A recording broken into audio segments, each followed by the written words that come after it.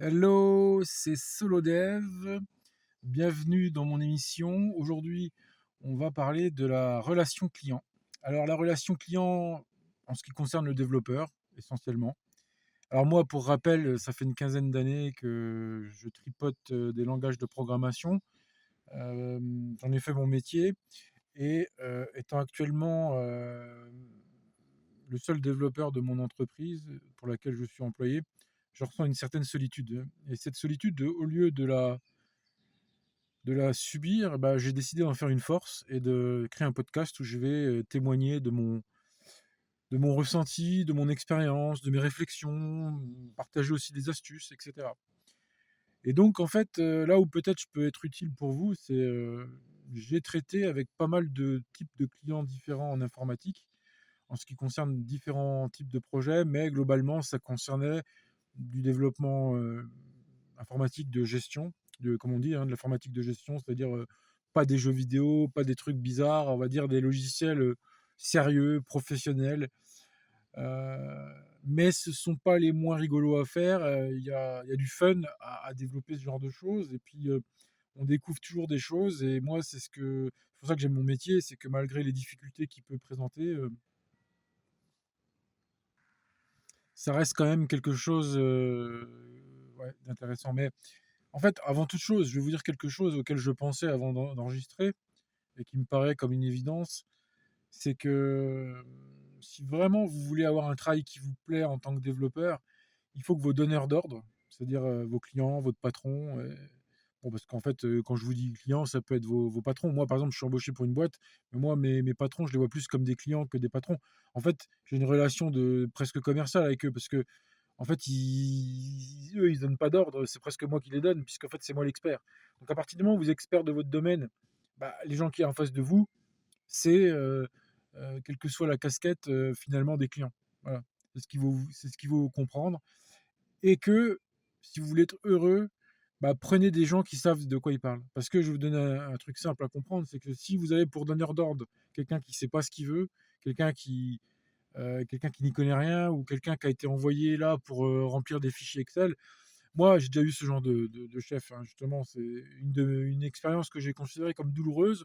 C'est que j'étais managé par quelqu'un qui n'y connaissait ni rien en langage et ni rien dans le métier en fait, dans lequel on était censé développer le truc. Donc là, ça pose problème quand même. C'est-à-dire qu'il est juste là pour être là, quoi, le mec. C'est un manager. Dans les grandes boîtes, ça se passe comme ça. Le mec, il est là. Il vous dit, ah, il vient de voir, tu sais, à 5 heures. Quand tu as fini ta journée, il vient de voir dans ton bureau. Il dit, bon, qu'est-ce que tu as fait aujourd'hui? T'en es où? Mais c'est tout. En fait, après, il va pas te donner de conseils, il va pas te. En fait, il sert juste à te manager, quoi, point. Alors, ça, c'est la pire des choses. Après, tu as plusieurs sortes, hein, de patrons. Moi, j'ai déjà eu le patron incompétent, c'est-à-dire de bonne volonté, mais le patron incompétent qui ne connaît pas le métier du développement et qui est quand même en charge d'une équipe de développement. Donc, ça aussi, c'est problématique. Donc, c'est pour ça que tout de suite, je parle de ça, c'est pour vous faire comprendre que si vous êtes dans un malaise, ça vient, dans 95% des cas, bah, de la personne qui vous emploie. Parce que vous êtes simplement développeur, votre rôle, c'est de maîtriser le code, tout ça. Mais honnêtement, au bout d'un moment, n'importe quel programmeur a quand même un certain niveau. Et comment dirais-je, en fait, le plus dur, c'est de savoir quoi faire. C'est pas de développer le plus dur, c'est de savoir quoi développer. Et savoir quoi développer, ça dépend justement des informations qu'on va vous donner. Parce que vous pouvez être de la meilleure volonté du monde. Vous pouvez, par exemple, si vous travaillez dans les assurances, vous pouvez pas être aussi bon qu'un assureur dans le métier. Vous pouvez apprendre le vocabulaire du métier, vous pouvez faire ce que vous voudrez, mais à un moment donné, il ne faut pas se raconter de mensonges. Le développeur ne peut pas acquérir complètement la connaissance que le client a en tant que métier. Et donc, si en face de vous, il n'y a pas une personne intelligente pour vous retranscrire le besoin, vous êtes voué à la dépression, à la déprime, parce qu'un développeur qui sait pas ce qu'il doit coder et auquel on lui demande quand même des résultats, ça devient extrêmement bizarre à la fin. Et souvent, c'est ce qui peut, enfin, c'est pas souvent, mais ça peut arriver. En tout cas, sachez que on peut vous demander des résultats sans vous donner les moyens en face de les réaliser. Donc, c'est à vous de détecter ça, tout simplement. Personne ne le fera pour vous, ni l'agent du Pôle emploi, ni Pierre, Paul ou Jacques. Vous devez déterminer si on vous fournit les armes, que ce soit en outils, que ce soit en matériel, pour réaliser les programmes que on vous réclame par la suite. Parce que là, ils ne sont pas en retard quand il s'agit de réclamer. Mais voilà, C'est comme ça.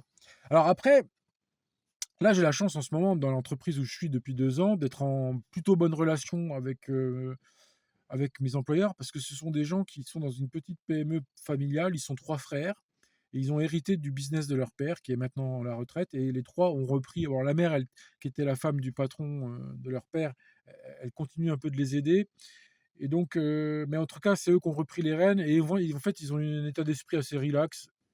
En fait, c'est pas des gens qui se prennent trop la tête et surtout, ils savent de quoi ils parlent. Ils ont un métier entre les mains et voilà, à partir du moment où en face de vous, vous avez de ce type de personnes qui connaissent bien leur métier et en plus qui sont des gens bien, parce qu'en fait, ça suffit pas de connaître bien son métier, il faut être honnête, il faut être quelqu'un de bien. Tu vois, c'est pas des gens qui vont me rouler dans la farine ou je sais pas quoi. OK, ils ont des défauts, ça je vous dis pas le contraire, ou des fois ils font des erreurs, mais ils sont de bonne volonté et compétents. Ça fait 2 choses. Donc finalement, je vous ai dit qu'il fallait que vos employeurs ou vos clients soient des gens compétents. Après, vous allez me dire: «Ouais, mais moi un client, je m'en fous tant qu'il me paye». Ah, c'est toute l'histoire du capitalisme. Jusqu'où est-on prêt à aller pour accepter, d'avoir un salaire? Alors quand il s'agit de faire de l'expérience, ça je suis complètement d'accord. Ça je l'ai déjà dit dans des émissions précédentes. À partir du moment où, voilà, vous sortez de l'école, où vous avez encore, une expérience qui est assez fragile, bah, bien évidemment que si on vous propose un CDD de 6 mois dans un truc, qui est qui présente pas tous les avantages que vous auriez voulu pour finir vos jours, mais vous êtes pas là pour y finir vos jours. Vous êtes là pour, prendre de l'expérience et dans ce cas-là, c'est plus du tout la même chose. Moi écoutez, c'est simple, j'ai 47 balais.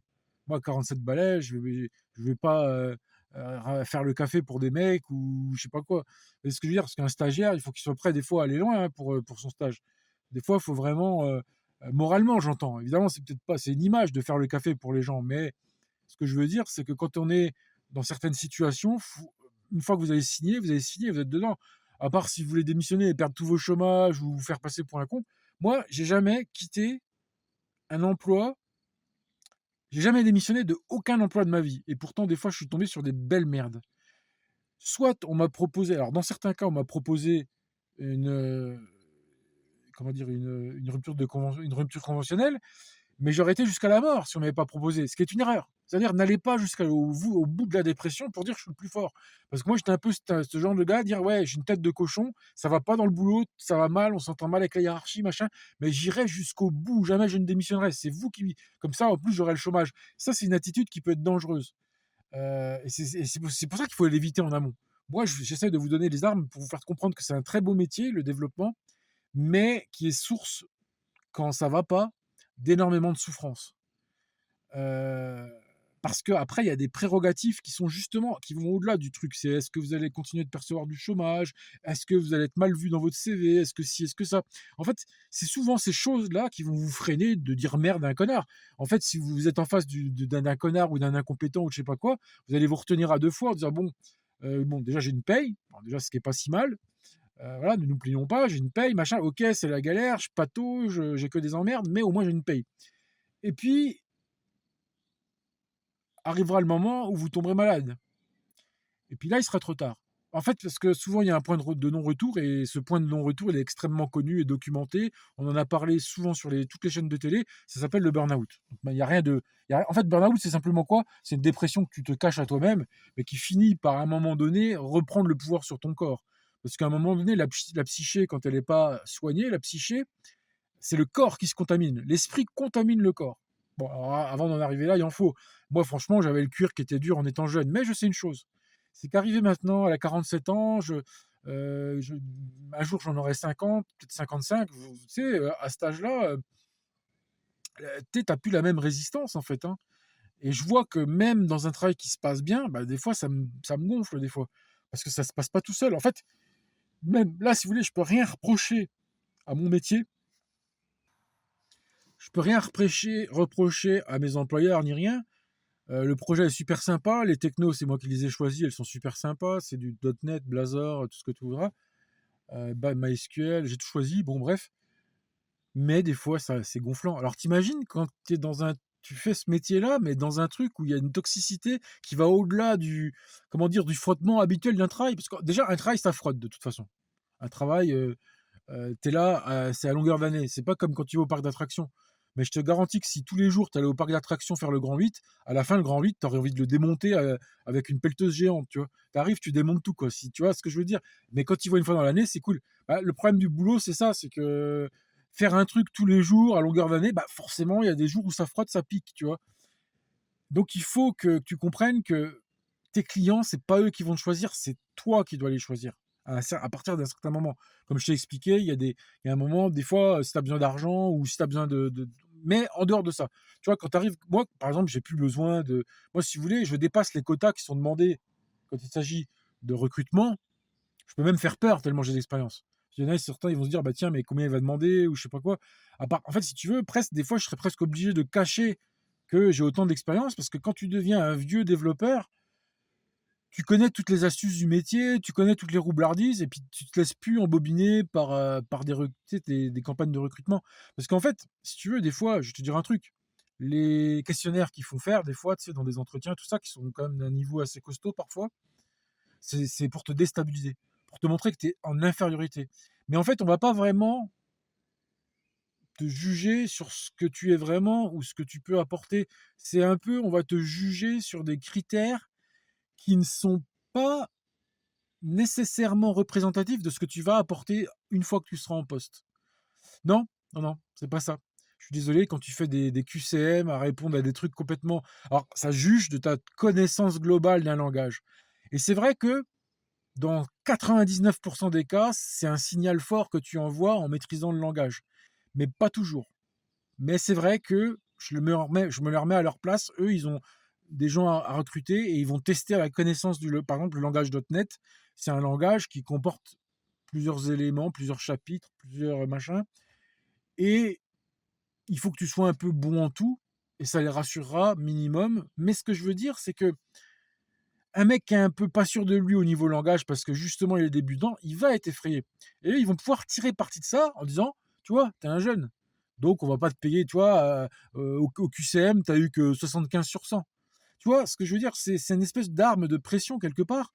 Parce que moi, même tu me dis j'ai 60 sur 100, machin, je dis écoute, moi j'en ai rien à foutre de tes questionnaires. Bon, je dirais pas comme ça, je suis pas impoli, mais je dirais moi écoute, j'ai l'expérience. C'est-à-dire, je sais mener des projets informatiques. Et ça, euh, c'est l'expérience qui te l'apporte.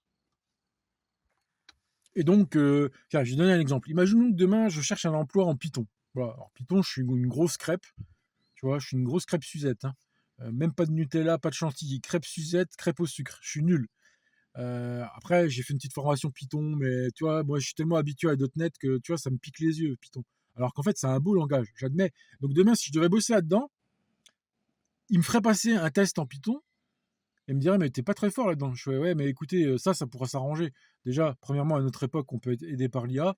Et puis, deuxièmement, je pourrais apprendre sur le tas à m'améliorer. Là, c'est pas mon langage de prédilection, donc c'est normal. Mais faites-moi confiance pour tout ce qu'elle reste, en fait. Parce que le langage, finalement, est-ce que c'est si important que ça? Évidemment qu'il faut savoir faire le minimum. Mais je vais te dire un truc, .NET, avec le temps, c'est devenu immense. Il y a plein de trucs que je sais pas faire. En fait, à chaque nouvelle itération de C Sharp, il y a des nouvelles instructions. Mais est-ce que tu crois que je les utilise? Mais non, parce que c'est des trucs qui sont du luxe, en fait. Il y a plein de trucs dans un langage, c'est du luxe. Parce qu'en fait, c'est que des données. Reviens, je vais te donner un exemple. Tu vois, si tu veux comprendre ce que c'est que les fondamentaux de l'informatique, va regarder une superbe émission sur YouTube que j'ai regardée, qui était passée dans les années 80 au Québec français, et qui était une émission qui expliquait le basic, comme ils disent en canadien, le langage basique. Et tu vas t'apercevoir qu'en fait, l'informatique, c'est simple, en fait. C'est des entrées-sorties de données.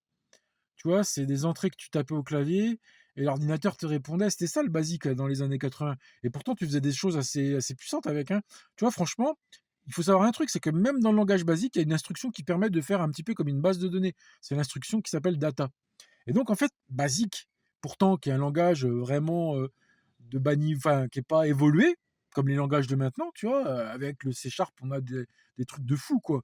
Mais rien qu'avec un langage comme le basique, tu peux faire des applications de gestion qui peuvent dépanner certains processus d'entreprise. Alors évidemment, à l'époque, bah, tu vois, il y avait des tableurs, par exemple, qui étaient un peu en basique, etc., des trucs de ce genre-là, tu vois.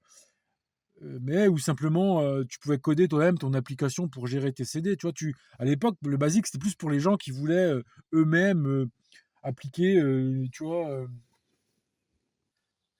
En fait, voilà, les gens qui voulaient eux-mêmes créer leur logiciel, car ce qu'ils cherchaient n'existait pas. Tu vois, par exemple, il y a un mec dans cette émission, tu vois, ils interviewaient des Canadiens. Le mec, il dit: «Ah bah tiens, je me suis fait mon logiciel parce que c'était un peu spécifique et j'ai vu que personne ne le vendait, donc bah, j'ai appris Basic, j'ai fait mon truc». Mais ce qui est intéressant dans ce genre d'émission, d'ailleurs, je vais te dire le nom, c'est Octogiciel. Tu tapes Octogiciel dans YouTube et tu vas tomber sur cette émission qui fait 3 fois 2 heures, je crois, un truc comme ça. Et il y a beaucoup de musique, parce que toi, à chaque fois, ils te remettent tu sais, c'est des épisodes avec comment dire, les génériques. Donc, tu vois, si tu peux faire avance rapide quand c'est générique, mais disons que sur les 2 heures, toi, tu as beaucoup de génériques quand même, tu vois. Mais en 3 fois 2 heures, tu as quand même un super truc de l'époque, parce qu'en fait, ils t'apprennent tous les trucs de l'époque, en fait. Pourquoi il fallait deux lecteurs de disquettes? Et toi, je te pose la colle. Pourquoi il fallait 2 lecteurs de disquettes dans les années 80 et pas un seul? Et bien simplement que il fallait que ton système, enfin, il fallait que tu aies le logiciel dans un des disquettes, par exemple Excel, et dans l'autre, tu avais la disquette où tu allais enregistrer tes fichiers. Donc, tu vois, c'est des trucs que tu peux pas t'imaginer, mais c'est bien de revenir à ça. Pourquoi? Pour comparer avec maintenant. Aujourd'hui, on se rend pas compte, mais les outils sont devenus obèses. Un langage comme .NET, à part si tu veux devenir gourou .NET et écrire des bouquins, c'est devenu obèse. Il y a trop de choses. Comment veux-tu qu'un débutant s'y retrouve dès le début avec tous ces trucs? Dans le temps, tu avais le langage basique, il y avait des instructions à savoir, certes, mais elles ne faisaient pas des 1000 et des 1000 pages, tu vois. Il y avait un nombre d'instructions qui te permettaient de faire un certain nombre de choses, mais tous les ans, ils n'en rajoutaient pas. Mais les langages comme .NET, Java, Python sans arrêt, ils te le modifient aussi. C'est pareil, tu sais, à une époque, on était au Python 2, après il y a eu Python 3, mais c'est comme ça. Et alors, évidemment que dans un monde moderne et professionnel, ça se justifie, parce qu'il y a certains trucs que c'est les professionnels qui le demandent. Tu vois? Et c'est pour ça qu'on ne pourrait pas utiliser Basic en milieu professionnel, parce qu'il manquerait tout ce qui a été ajouté par la suite. Mais quand même, faites cet exercice-là de remonter, de vous dire, si demain j'étais en Basic, comment je ferais pour répondre à mon client? Premier filtre. Tu vois, c'est le filtre le plus puissant. Et là où tu verras, il y a des blocages avec Basic, là tu dis, oh, ok, je vais venir compléter ce que n'aurait pas pu faire Basic avec bah, les trucs modernes. Par exemple, moi, tu me dis, l'application que je suis en train de faire, bah, déjà, j'aurais bloqué parce qu'il n'y avait pas de base de données. Donc, là, ok, ça veut dire que j'en ai besoin d'une. Euh, les tableurs n'étaient pas très puissants dans le basique, etc. Donc, il me faut quelque chose de plus puissant. Ce que j'ai, c'est la librairie Radzen. Radzen, c'est une librairie que tu ajoutes. Moi, c'est Blazor Radzen, mais il y a Radzen JavaScript, je crois, ou Angular. Oui, Angular Radzen, tu vois, il y a 2 versions. Donc, en fait, il y en a pour tout le monde, tu vois. Mais il faut refaire la programmation à l'envers, parce que des fois, tu peux te tenter dans la vie de prendre des outils qui sont beaucoup trop puissants pour répondre à ton client. Ton client, il veut pas une machine de guerre, il veut juste que ça marche.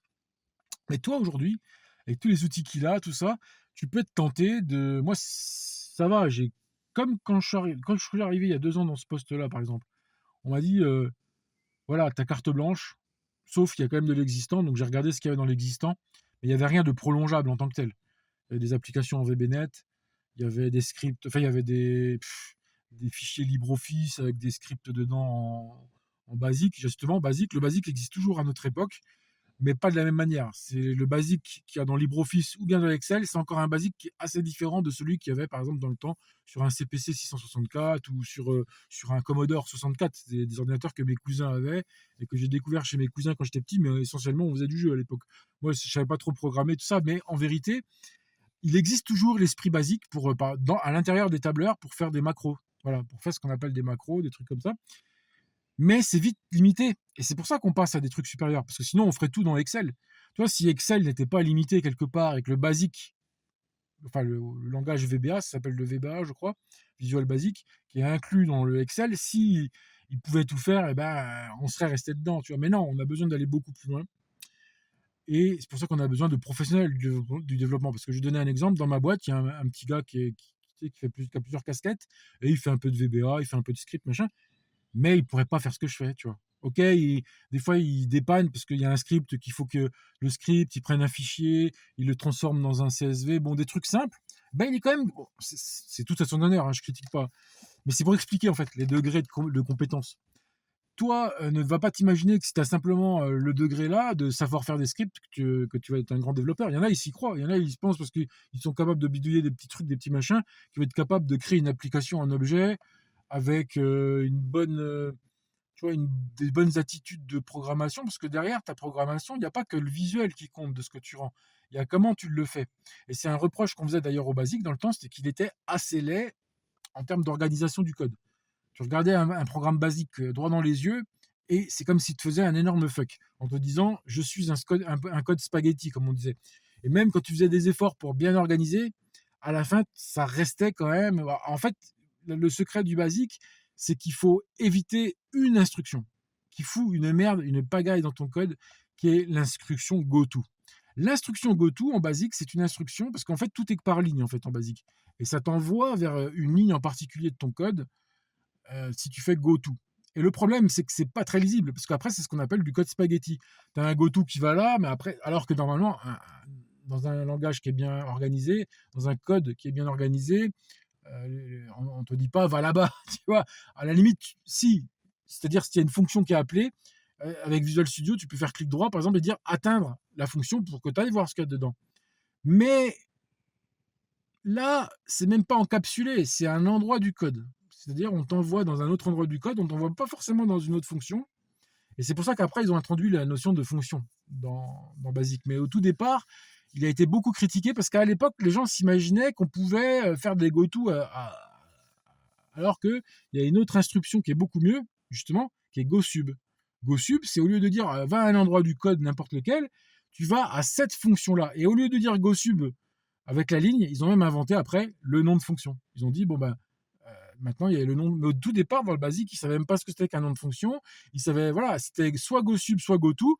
GoSub, ce qui était un peu mieux que GoTo, parce que GoSub t'emmenait à une sub-routine, une sous-routine, une sous-fonction, mais c'était encore pas assez parlant. Vraiment, le mieux, quand tu veux appeler quelque chose, c'est l'appeler par son nom. Et donc, au lieu de taper GoSub machin, GoSub 134, pour dire va à la fonction qui est à la ligne 134, eh ben, faut mieux taper le nom de la fonction qui serait, par exemple, traiter fichier, tu vois, par exemple. Donc tout ça, c'est des choses qu'il faut comprendre, il faut revenir aux fondamentaux. Parce que nous, on a eu la malchance de ne pas apparaître dans cette époque. On est né après. Moi, je suis quand même, si tu veux, les premiers langages que j'ai touchés entre mes mains pour de vrai à l'école, à l'AFPA, ça n'avait rien à voir avec du basique. Ça faisait longtemps que le basique était mort et enterré, mais bien longtemps. Parce que même si, après Microsoft, ils ont créé un langage qui s'appelle VBNet, qui est un genre de. Qui est. Parce qu'en fait, ça reprend Visual Basic. En fait, Microsoft avait créé ce qu'on appelait Visual Basic. Même Visual Basic, c'était quand même assez éloigné du basique originel. Moi, ce que je vous parle, c'est le basique des familles, le basique du papa des grands-pères. C'est-à-dire le basique, tu avais un écran monochrome, tu n'avais pas de disque dur. En fait, ton programme, il était en mémoire, tu faisais liste pour le rappeler. Il était tout le temps là. Tu tapais un programme, il était tout le temps en mémoire, si tu veux, jusqu'à ce que tu l'effaces. Et si tu voulais le sauvegarder, ton programme, eh ben, il fallait que tu le mettes sur une disquette ou une cassette. Donc tu vois, il n'y avait pas d'histoire de disque dur, ça n'existait pas. Les disques durs sont apparus bien après. Et à cette époque-là, c'était les années 80, bah, tout se passait soit sur cassette quand tu étais pauvre, et quand tu étais un peu plus riche, bah, tu avais un lecteur de disquette qui améliorait la vitesse. Parce que là, je te dis pas, moi j'ai eu justement quand j'étais petit, mon père ramenait un CPC 464 à cassette, et quand il me ramenait ça, j'étais fin heureux, je jouais, il n'y a pas de problème. Mais ça développait ma créativité, ma patience, parce que toi, tu es là, tu as la cassette, elle se charge. Tu en as pour 10 minutes. Ça fait des bruits bizarres comme des bruits de modem, et ta cassette se charge, et ton jeu, il se charge. Mais après, si tu veux changer de jeu, tu es dégoûté, tu vois. Parce que moi, aujourd'hui, à notre époque, tu peux changer de jeu comme tu changes de chemise. Toi, des fois, je me lance un jeu, j'arrête, j'en remets un autre. À cette époque-là, c'était impossible, et quelque part, ça t'obligeait à vraiment faire gaffe à tes choix. Et en fait, tu kiffais plus. Franchement, je kiffais d'attendre que mon jeu se charge. C'était une religion, c'était religieux. J'attendais religieusement. Mais aujourd'hui, on est dans une époque où tout va vite et on a oublié ces fondamentaux. Donc, le conseil que je veux te donner, si tu veux pas te perdre dans tous les outils, on te dit voilà, il y a encore ça, et puis un nouveau framework qui sort, et puis il y a ça. Ouais, mais est-ce que tu connais ça? Tu sais faire ci, ça? Parce qu'aujourd'hui, à notre époque, il faudrait savoir faire du Rust, il faudrait savoir faire du Python, en fait, il faudrait savoir tout faire, quoi. Comme si tu étais une IA. Non, non, non, non, non. En fait, ce que tu dois faire, c'est résoudre un problème de ton client. Voilà, point. Et si tu veux être une brute en développement, tu appliques cet exercice. Comment tu ferais si c'était en basique? Et hop, tu commences à essayer de le faire en basique et tu vois très vite. En fait, tu vas pouvoir faire peut-être un début de structure, tout ça. Mais en fait, ça va te montrer la chance que tu as. Surtout, ça va te montrer que En fait, on est des pourris gâtés au niveau technologie. On se rend pas compte de la chance d'avoir un truc comme Visual Studio qui est capable de refactoriser ton code. Par exemple, quand tu renommes une fonction dans Visual Studio, tu peux dire renomme-la de la même manière partout. Et ben ça, c'est ces choses-là, mais jamais de la vie, ça n'existera en basique. En basique, si tu as un programme à taper de 2000 mots, enfin de 2000 lignes, il faut que tu les tapes. Et si tu as un problème à une ligne, il faut que tu retapes la ligne, en fait. Il faut que tu. Enfin, c'est un truc de. Si tu veux, le système te laisse te débrouiller et la seule chose que tu as, c'est les codes erreurs. Donc, à partir de n'importe quel code erreur, tu t'en sortiras, mais tu n'auras rien d'autre. Aujourd'hui, on n'a pas que ça.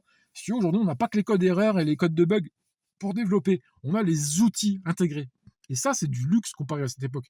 Donc, si tu veux vraiment te prendre conscience que ton client, si ces outils-là vont bénéficier au client. Oui, toute cette modernité, c'est ça que tu apportes au client. En plus de ta capacité. Parce que tu vois bien que si tu étais en basique, qu'est-ce que tu apporterais au client? Un truc où tu peux rentrer des données, mais qu'il faut mettre sur une disquette. Ouais, il va dire, ton patron il va dire, écoute, moi ce que je veux, c'est un site internet. Donc à l'époque du basique, impossible de faire un site internet. Parce que déjà à l'époque, il y avait les modems, mais les modems, ils savaient pas faire le protocole HTTP, qui est le protocole web. Ça, c'était pas possible. Donc impossible. Alors maintenant, peut-être que des gens ont rebidouillé pour que si tu ressortes un Commodore 64 ou machin, tu puisses faire du web. Ça, je crois que je l'avais vu. Il y en a, ils font des tas de trucs, mais c'est des trucs, tu vois, si tu veux, voilà, c'est pour rigoler. Mais à l'époque, si on me condamne à utiliser des outils des années 80 et à les utiliser maintenant, bah, je ne peux pas, tout simplement. Je ne peux pas livrer mon client. Mon client, il appelle la police, il porte plainte, il dit non, mon salarié, il me rend aucun travail. Parce que c'est pas si je lui rends un programme basique sur une disquette, il dit je m'en fous. Moi, je veux un site internet connecté à une base de données, machin. Et c'est pour ça que cet exercice-là, il est très intéressant. C'est parce que jamais de ta vie tu feras du basique. Là, demain, si tu vas regarder Octogiciel, cette émission canadienne des années 80 qui est disponible sur YouTube, en plus, c'était une émission qui était assez rigolote parce qu'il y avait un présentateur, une meuf, et puis ils étaient là, ils faisaient des blagues et puis ils présentaient le langage basique. Mais ça te montre, tu sais, ils t'expliquaient comment que ça fonctionnait quand tu avais peu de mémoire, comment ça fonctionnait quand tu n'avais pas 36 000 bidules. Tu avais 128 K de mémoire vive à l'époque, 128 kilo-octets. Je sais pas si tu imagines que moi, sur ma bécane, j'ai 64 gigaoctets de mémoire. Je sais pas si tu imagines combien de fois ça fait cette barrette de 128 K qu'eux, ils manipulaient dans l'émission pour faire du basique. C'est gigantesque le nombre de mémoire que j'ai en plus. Mais est-ce que je l'utilise correctement? Est-ce que j'en prends conscience de ça?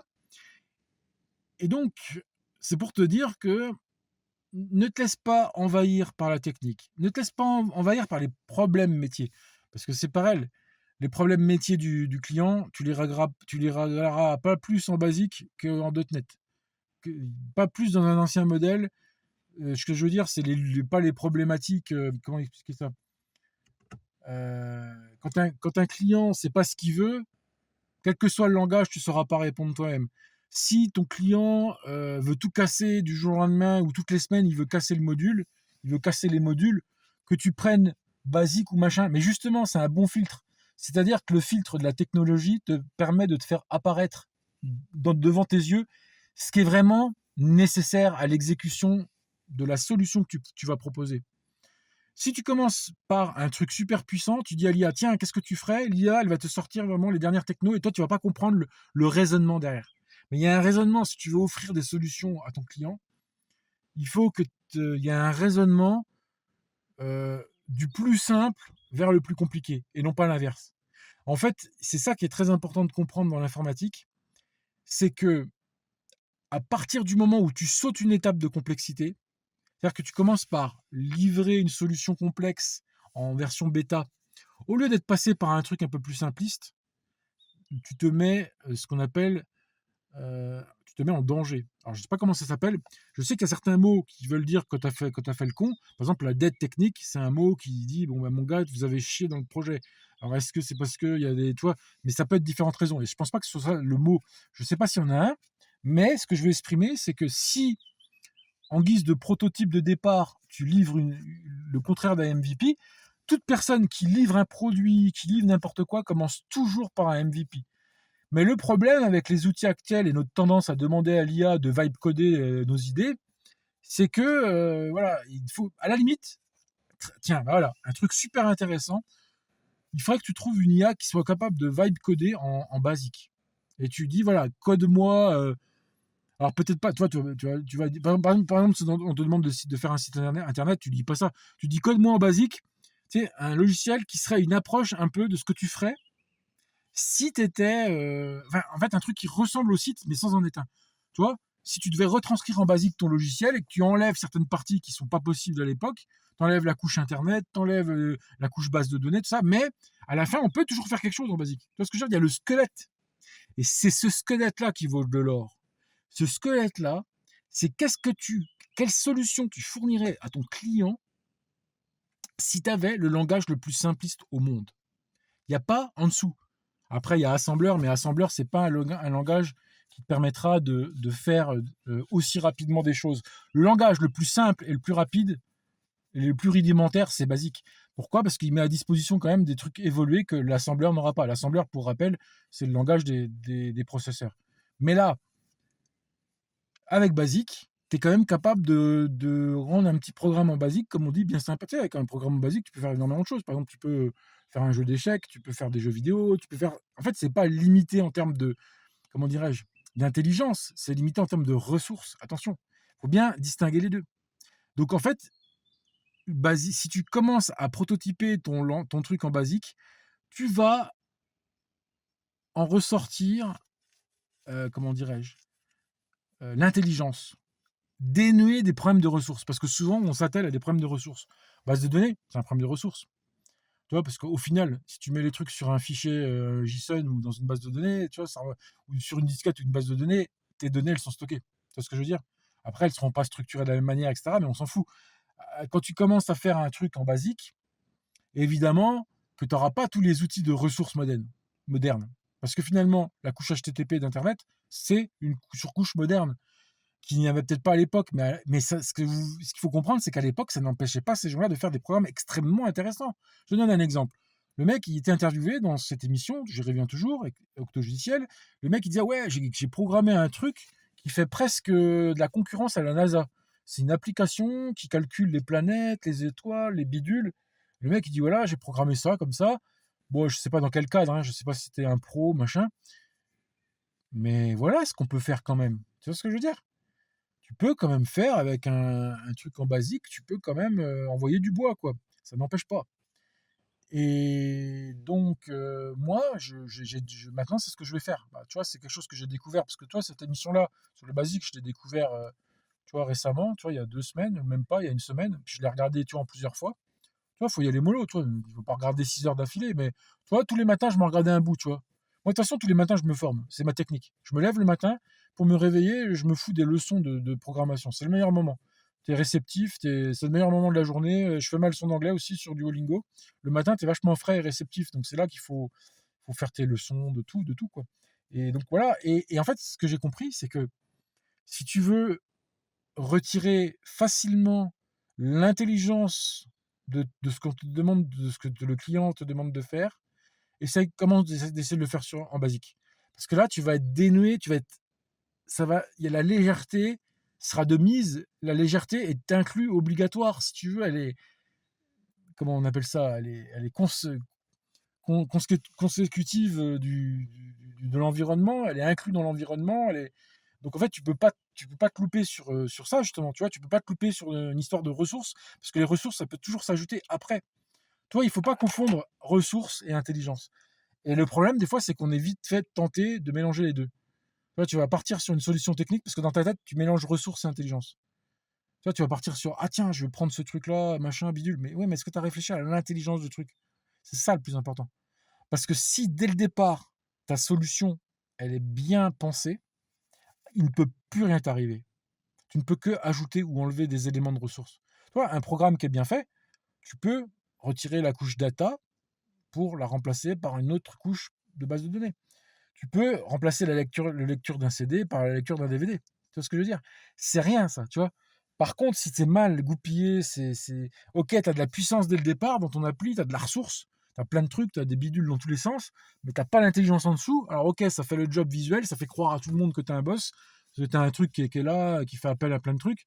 Tu vois, c'est lourd, tu vois? Quand tu livres, ça fait 100 mégas, waouh! Mais c'est pas l'histoire de livrer 100 mégas. Non, moi je te respecterais plus si tu livres à ta première livraison, un truc qui fait 100 kilos. Je dirais là, tu as un boss. Là, tu as compris. Tu livres un truc qui fait 100 kilos, mais qui fait quelque chose d'intelligent. Parce que l'intelligence, ça pèse rien. Un programme très intelligent, ça pèse que dalle. On a déjà vu faire des gens. Tu sais, je t'ai donné un exemple très simple. Il y a des concours de démos. Tu vois, les démos, c'est des espèces de concours où il y a des hackers qui viennent et qui utilisent des langages de bas niveau ou de moyen niveau pour montrer les capacités d'une machine et montrer que eux, ce sont des putains de hackers. Et donc, ils te montrent et en fait, il y a même des catégories de démos où il faut le faire dans le moins de données possible. Ce qui prouve qu'avec peu de données, tu vois, je ne sais plus si c'est 100K, 100 kilooctets, tu vois, l'équivalent de la mémoire vive, par exemple, de ces ordinateurs-là des années 80. Tu vois, c'est des ordinateurs de début des années 80 que je te parle. Et souvent, on faisait des démos dessus qui étaient admirables. Tu dis, waouh, on peut faire ça sur ça? Ouais, tu as des trucs dans tous les sens, ça clignote, il y a du son. Tu vois, il y a même des musiques de malades. Et tu dis, quoi? Tu fais ça sur ta. Tu sais, et en fait, c'est pour te montrer, l'intelligence, ça vaut rien en informatique. Ce qui est lourd, quand tu vois une appli qui est livrée et qu'elle commence à faire une centaine de mégas, parce que dedans, ça fait appel à tel framework, à tel bidule, à tel machin. Ok, c'est bien, mais il faut pas se laisser attraper par ce piège de notre époque. Un peu comme celui qui voudrait apprendre les jeux vidéo. Si tu veux apprendre les jeux vidéo, je t'envoie vers David de Gamecoder, qui explique ça très bien. C'est que ça sert à rien de partir sur des gros frameworks machin qui vont te masquer un petit peu la chose. C'est exactement pareil dans ce que je te dis. Tu vois, il faut mieux apprendre à coder avec des langages de base des jeux vidéo, tout comme si ton client, moi je te parle, tu es dans le monde professionnel, mais ça pourrait être pour toi. Toi, tu es là, tu veux développer un SaaS, tu veux développer un truc, et comment dirais-je, tu veux absolument livrer un MVP pour tes clients sur Internet qui soit le plus simple possible, mais le plus efficace. Eh ben, pense-le en basique au départ. Et évidemment que tu vas pas rester en basique ou je sais pas quoi, mais tu vas, comment dire, éblouir peut-être pas tes clients, mais t'éblouir toi-même de par le fait que la simplicité résout tout. La simplicité dans la vie résout tous les problèmes. C'est aussi simple que ça. Si tu arrives à apporter des solutions simples à des problèmes compliqués, c'est là que tu fais ton job. Parce que répondre à des réponses compliquées, souvent il y a des gens qui sont capables de faire ça. Une réponse complexe à une demande complexe. Mais c'est pas ça ton métier. Non, ton métier, c'est d'apporter une solution simple à un problème complexe. C'est là qu'on voit les vrais bonhommes. Et moi, c'est ça que j'essaye de faire, tu vois. On me confie.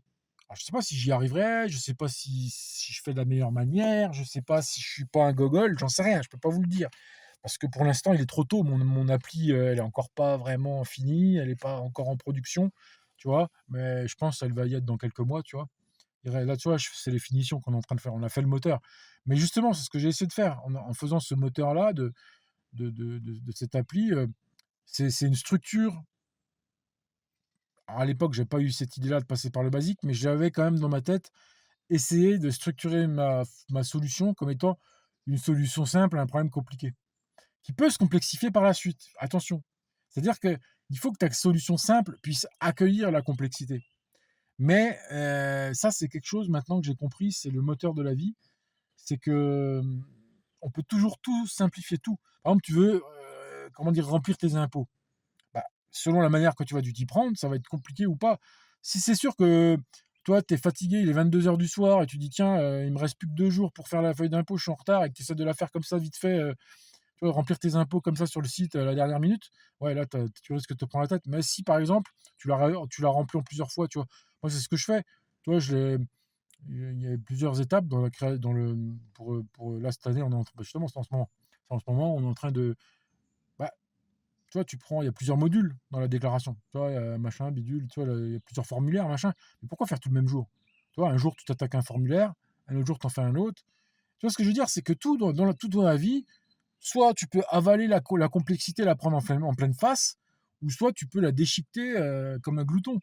Et en fait, passer par ce filtre du langage basique, que ce soit avec une IA ou que ce soit à la main, parce que toi, c'est un langage qui est très facile à apprendre. Si aujourd'hui, tu veux soit commencer par apprendre un langage ou comment dirais-je, ou bien si tu veux apprendre le basique alors que tu connais d'autres langages, etc., c'est très facile. En fait, ce langage-là, il est agréable. Il est agréable parce que quelque part, il te fait ressortir le basique des concepts mais vraiment, c'est pour ça qu'il porte son nom, c'est que vraiment, il le porte très bien. Les concepts les plus basiques de l'informatique, mais qu'on oublie. Parce que en fait, les frameworks de maintenant, ils te masquent tout ça. Ils te masquent parce qu'ils t'apportent tellement de trucs d'un coup. Je vois, par exemple, ce qui est capable de faire, par exemple, Radzen. Radzen, il est capable de générer des pages web, etc., un peu comme une IA te le ferait presque, tu vois. Mais en fait, même avant l'époque des IA, il y avait déjà des outils qui pouvaient quasiment te masquer le travail que tu aurais dû faire à la base. Il te le camoufle. Et toi, par convenience, tu vas l'accepter. Par convenience, tu vas dire, OK, tu me files déjà une page qui est toute prête. Tu vois, mais bon, moi, je ne l'ai pas fait, par exemple. Tu vois, parce que là, Radzen, il propose ça, tu vois.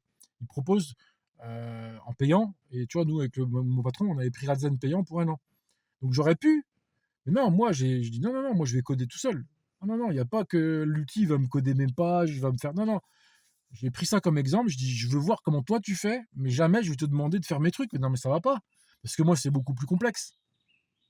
Mais le gars qui voudrait pas faire de la complexe. Oui, alors, quand je te dis les choses sont simples, mais complexe. Enfin, en fait, détaillé ne veut pas dire simple. Quand je dis il faut être simpliste et basique, ça ne veut pas dire manquer de détails. Voilà. C'est-à-dire que ce que je veux dire, c'est qu'une page qui est autogénérée par un outil comme le Radzen manquera de détails vis-à-vis de toi à la fin ce que tu voudras. Mais en fait, c'est pas parce que toi tu vas rajouter ces détails que tu vas être dans la complexité. La complexité, c'est une autre notion. La complexité, c'est rajouter des couches inutiles à ce que tu fais. Voilà. Pour dire, ouais, mais toi, tu veux trop bien faire. Tu veux trop bien faire ton truc. Au lieu qu'il appelle le fichier, tu vas faire passer ton fichier par une autre étape supplémentaire. Je sais pas comment t'expliquer. J'ai pas vraiment d'exemple qui vient, mais ou simplement, dis-toi une chose. C'est un autre problème aussi que tu pourras éviter si tu penses basique dès le départ, c'est simplement les erreurs de conception. Les erreurs de conception, ça va très vite, tu vois. Surtout quand on est un gogol qui sort de l'école. Voilà. Moi, j'ai connu un mec, c'était un mec qui sortait de l'école. Quand tu l'écoutais parler, tu crois que c'était un génie. Il te sortait des tas de mots compliqués, il te sortait des mots du langage que personne ne connaissait. Tu vois, le mec, il te sortait, je me rappelle, il m'avait appris le Kevalustor. Moi, je savais pas ce que c'était qu'un Kevalustor. En fait, c'est tout con. Un Kevalustor, c'est simplement une paire de données, tu vois, d'un certain type. Enfin, par exemple, tu vois, c'est simplement 5 et 3, par exemple, entre parenthèses, et ça te fait un Kevalustor, je crois, hein, de mémoire. Parce que je n'utilise jamais ce truc-là, mais en fait, tu peux renvoyer, d'une fonction, tu peux renvoyer un Kevalustor, par exemple. Je me rappelle, ce gars-là, il nous avait sorti ça, on était tous bouche bée, parce que tu vois, on connaissait pas le concept. Et en fait, le mec, c'était le responsable technique pendant 3 ans du projet, jusqu'à ce que tout le monde comprenne que c'était un gogol, le gars, et qu'il codait n'importe quoi, des solutions qui n'avaient ni queue ni tête. Mais on avait tous pris pour un professeur Géo trouve tout, quoi. Parce qu'il avait une façon de s'exprimer, comme un geek, qui était sûr de son truc, de connaître plein de trucs, tout ça. Mais finalement, il s'est fait virer et moi, j'étais là pour prendre sa place. Donc lui, il est parti et j'étais 1 mois avec lui. Il m'a montré tout ce qu'il avait fait. Pour te donner le genre de gars que c'était, il nommait ses variables avec des lettres. Tu vois, par exemple, une variable, au lieu de l'appeler, je sais pas, dentiste, il va t'appeler D. Et donc, tout son code, c'était que des variables comme ça. Tu vois, donc, il y avait ce problème-là. Deuxièmement, il y avait un problème de conception, c'est-à-dire qu'il avait conçu, par exemple, je te donne un exemple, au départ de l'application, il ramenait tous les fichiers clients, alors qu'on n'en avait pas encore besoin. Mais en fait, c'est débile. En fait, lui, il croyait bien faire. Parce qu'il s'est dit, je vais avoir tous les clients à disposition dans l'appli, donc c'est génial. Oui, sauf qu'il n'avait pas pensé que ça marche pour les petits clients qu'on avait. Puis un jour, le commercial, il a signé une grosse boîte comme client. Et donc, du coup, la base de données était beaucoup plus grande. On parlait de Strasbourg. Et donc là, alors qu'avant, on avait des petites villes de 30 000 habitants. Donc, quand on rapitoie, au démarrage de l'appli, on ramène une base de données de 200 personnes, de 200 000 personnes, communauté urbaine de Strasbourg, bah, ton appli, elle crache, quoi. Enfin, c'est pas qu'elle crache, elle pédale pendant des minutes et des minutes. Erreur de conception. Et le problème, c'est que comme le programme était pensé pour travailler sur ce postulat, on ne pouvait pas régler le problème comme ça aussi facilement qu'en claquant des doigts. Il y avait une erreur de conception, et là, pour le coup, c'est de la dette technique. C'est ça la dette technique. La dette technique, c'est quand tu as un gogol qui a fait n'importe quoi avant que tu arrives et que tu n'as même pas connu des fois. Toi, tu récupères son code et tu es comme un con parce que c'est toi maintenant qui va devoir réparer les conneries du Gugus, tu vois. Donc ça va quand c'est toi qui est là dès le départ. Moi, c'est ça que j'apprécie là où je suis, c'est que je suis là depuis le départ.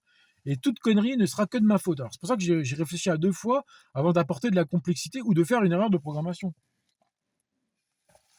Mais tu sais, je suis pas à l'abri, hein.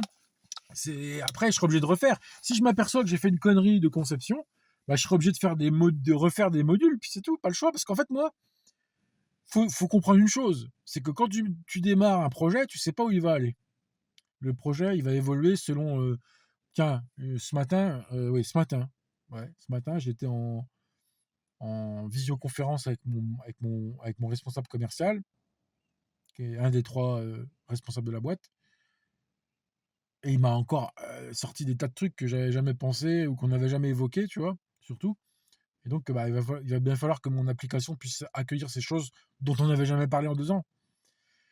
Ils se sont bien gardés de le dire, soit ils y pensaient pas, machin. Donc, quand je vous dis les clients, revenons à ça, parce que c'est le sujet de l'émission.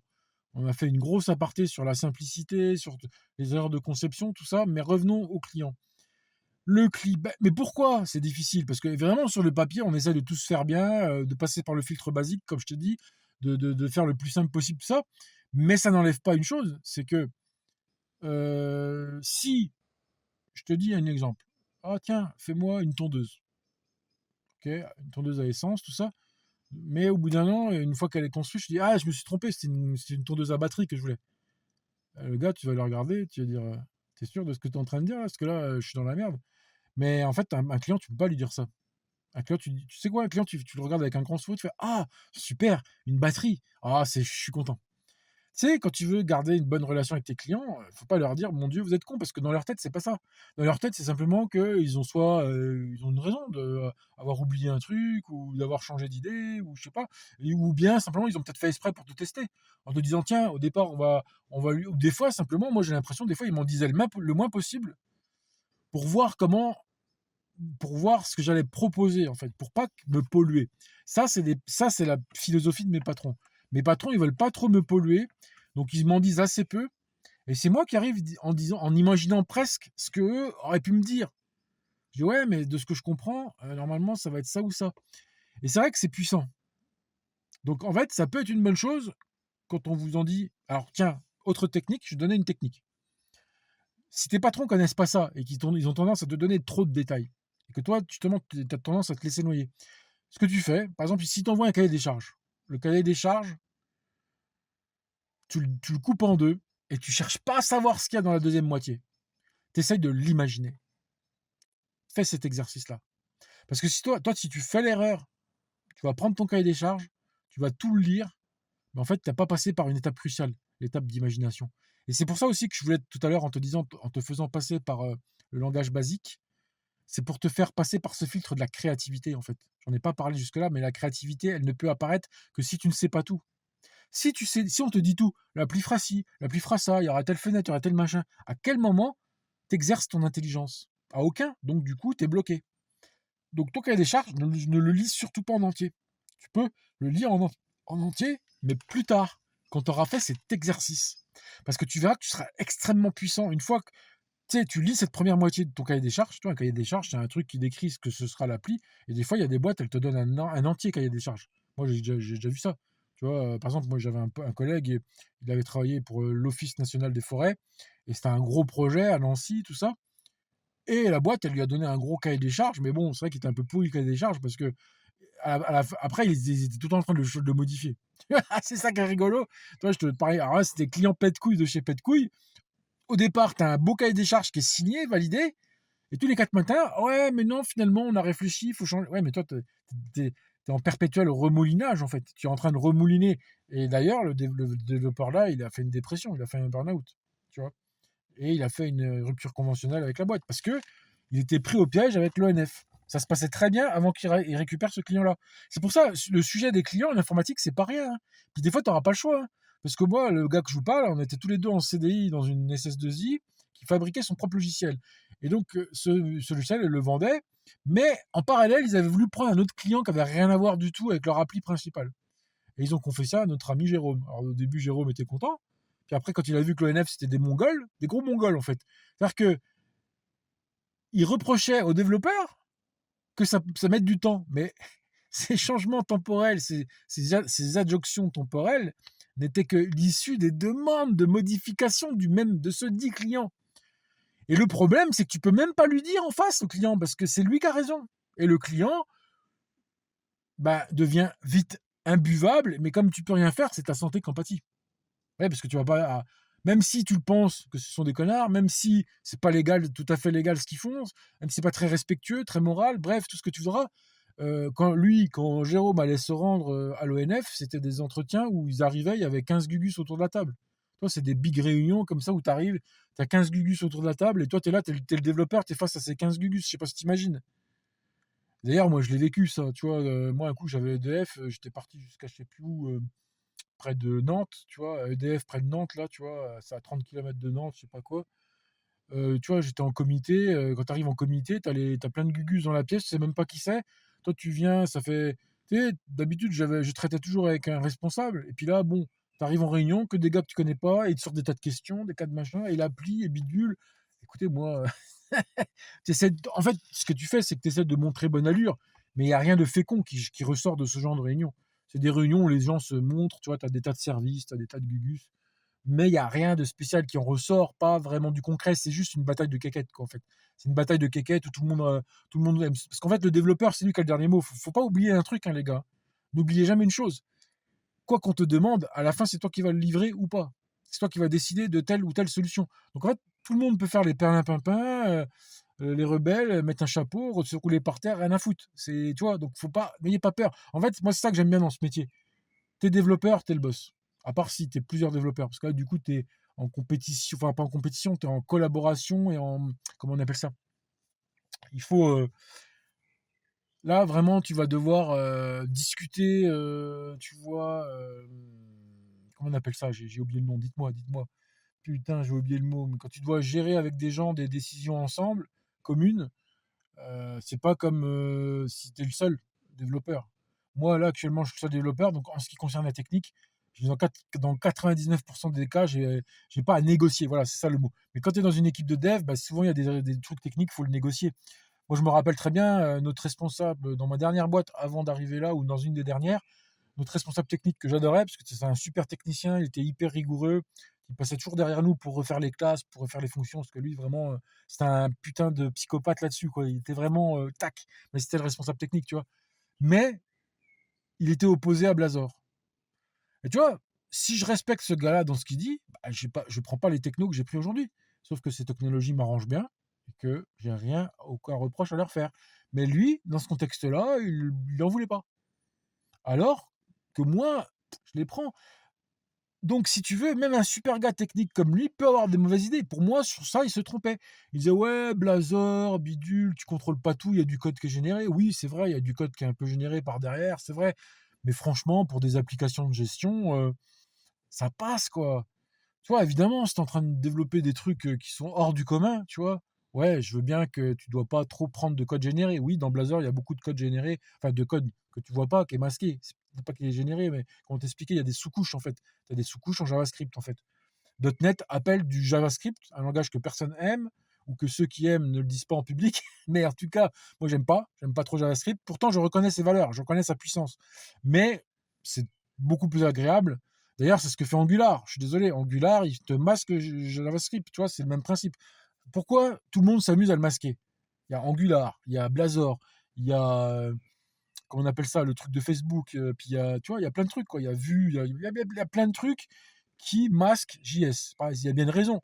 Et pourtant, le responsable technique que j'adorais, d'un de mes précédents postes, disait non, on va pas prendre un langage de ce type-là qui masque JS. Bon, bah, ok. Va coder en ASP, qu'est-ce que tu veux que je te dise? Mais c'est pour te dire, tu vois, quand tu dois dealer avec les décisions des autres, tu ne seras pas forcément d'accord. Toi, si toi, tu adores Blazor et que ton mec, ton responsable technique dit bah non, on va pas prendre ça, bah c'est tout, tu es obligé de. Ouais, le gars, il dit bon, bah on va faire du VBNet. Oh, bah tiens, on va faire du C, je sais pas, du Python, j'en sais rien, du Django, on bat les couilles. Tiens, la pire punition, tu feras du PHP. Tu vois, demain, si mon patron il me force à faire du PHP, honnêtement, je vais le menacer de démissionner. Alors peut-être qu'à la fin, je démissionnerai peut-être pas. Mais là, si mon patron actuel me dit oh non, non, on change tout, on arrête, on va en PHP, moi j'ai besoin de manger, tu vois, j'ai besoin d'un salaire. Donc à la fin, je ne vais pas me barrer, mais tu sais, je vais lui foutre la pression. Je dis ah là là, Si tu me fais aller sur PHP, je me suicide, hein, je saute d'un pont, là, tu vois, ça. Non, mais faut pas déconner, tu vois, il y a des technos, c'est, voilà. Mais ce que je veux dire, c'est que le client, il faut pas voilà, ce que je veux dire, c'est qu'il faut pas se laisser euh, intimider. Voilà, il faut pas se laisser intimider par des clients qui sont des sacrées raclures de bidets. Je vais te donner une anecdote, tu vois, et tu vas comprendre à quel point c'est des raclures de bidets. Mon client, qui était, j'avais un client et j'avais un commercial. J'étais en SS2I et j'étais en télétravail. Et il y avait mon commercial qui faisait le pont avec le client. Et donc, à chaque fois que moi, je discutais avec le client en réunion, il y avait mon commercial. Et ben, devine quoi? Mon commercial, à la fin, il devait aller en vacances. Et il a dit, bon, maintenant, voilà, je vais te laisser avec les clients. Voilà, moi, je suis en vacances, mais tu peux quand même faire une ou deux réunions avec eux pendant que je suis en vacances. Et ben, tu sais quoi, les clients, ils ont complètement changé d'attitude. Avant, ils étaient super respectueux des contrats, des machins. Et ils ont essayé de me faire des tas de trucs qui étaient hors contrat. En fait, ils ont profité de l'absence du commercial qui, lui, aurait mis un peu le haut là, machin. Et comme moi, j'étais un peu tendre à l'époque, justement, je n'avais pas l'habitude de tout ça. J'étais un peu un putain d'instruit, d'inculte. J'étais inculte en expérience sur la réalité. Parce que, comment dirais-je, je me suis fait avoir comme un bleu. C'est-à-dire qu'en fait, ils ont commencé à me dire, ah, il y a tel bug, il y a tel machin, et donc ils ont lancé plein de sujets en parallèle, et ils savaient qu'il allait bientôt avoir la fameuse réunion, il y aurait une fameuse réunion en réel après. Et donc ils savaient, ils me mettaient une sorte de pression sur moi. Parce que si je refusais tout ce qu'ils me disaient, en l'absence du commercial, ça aurait pu me retomber dessus, tout ça. Donc, quelque part, ils m'ont entubé, quoi. Ils m'ont fait faire plein de trucs, machin. Et après, euh,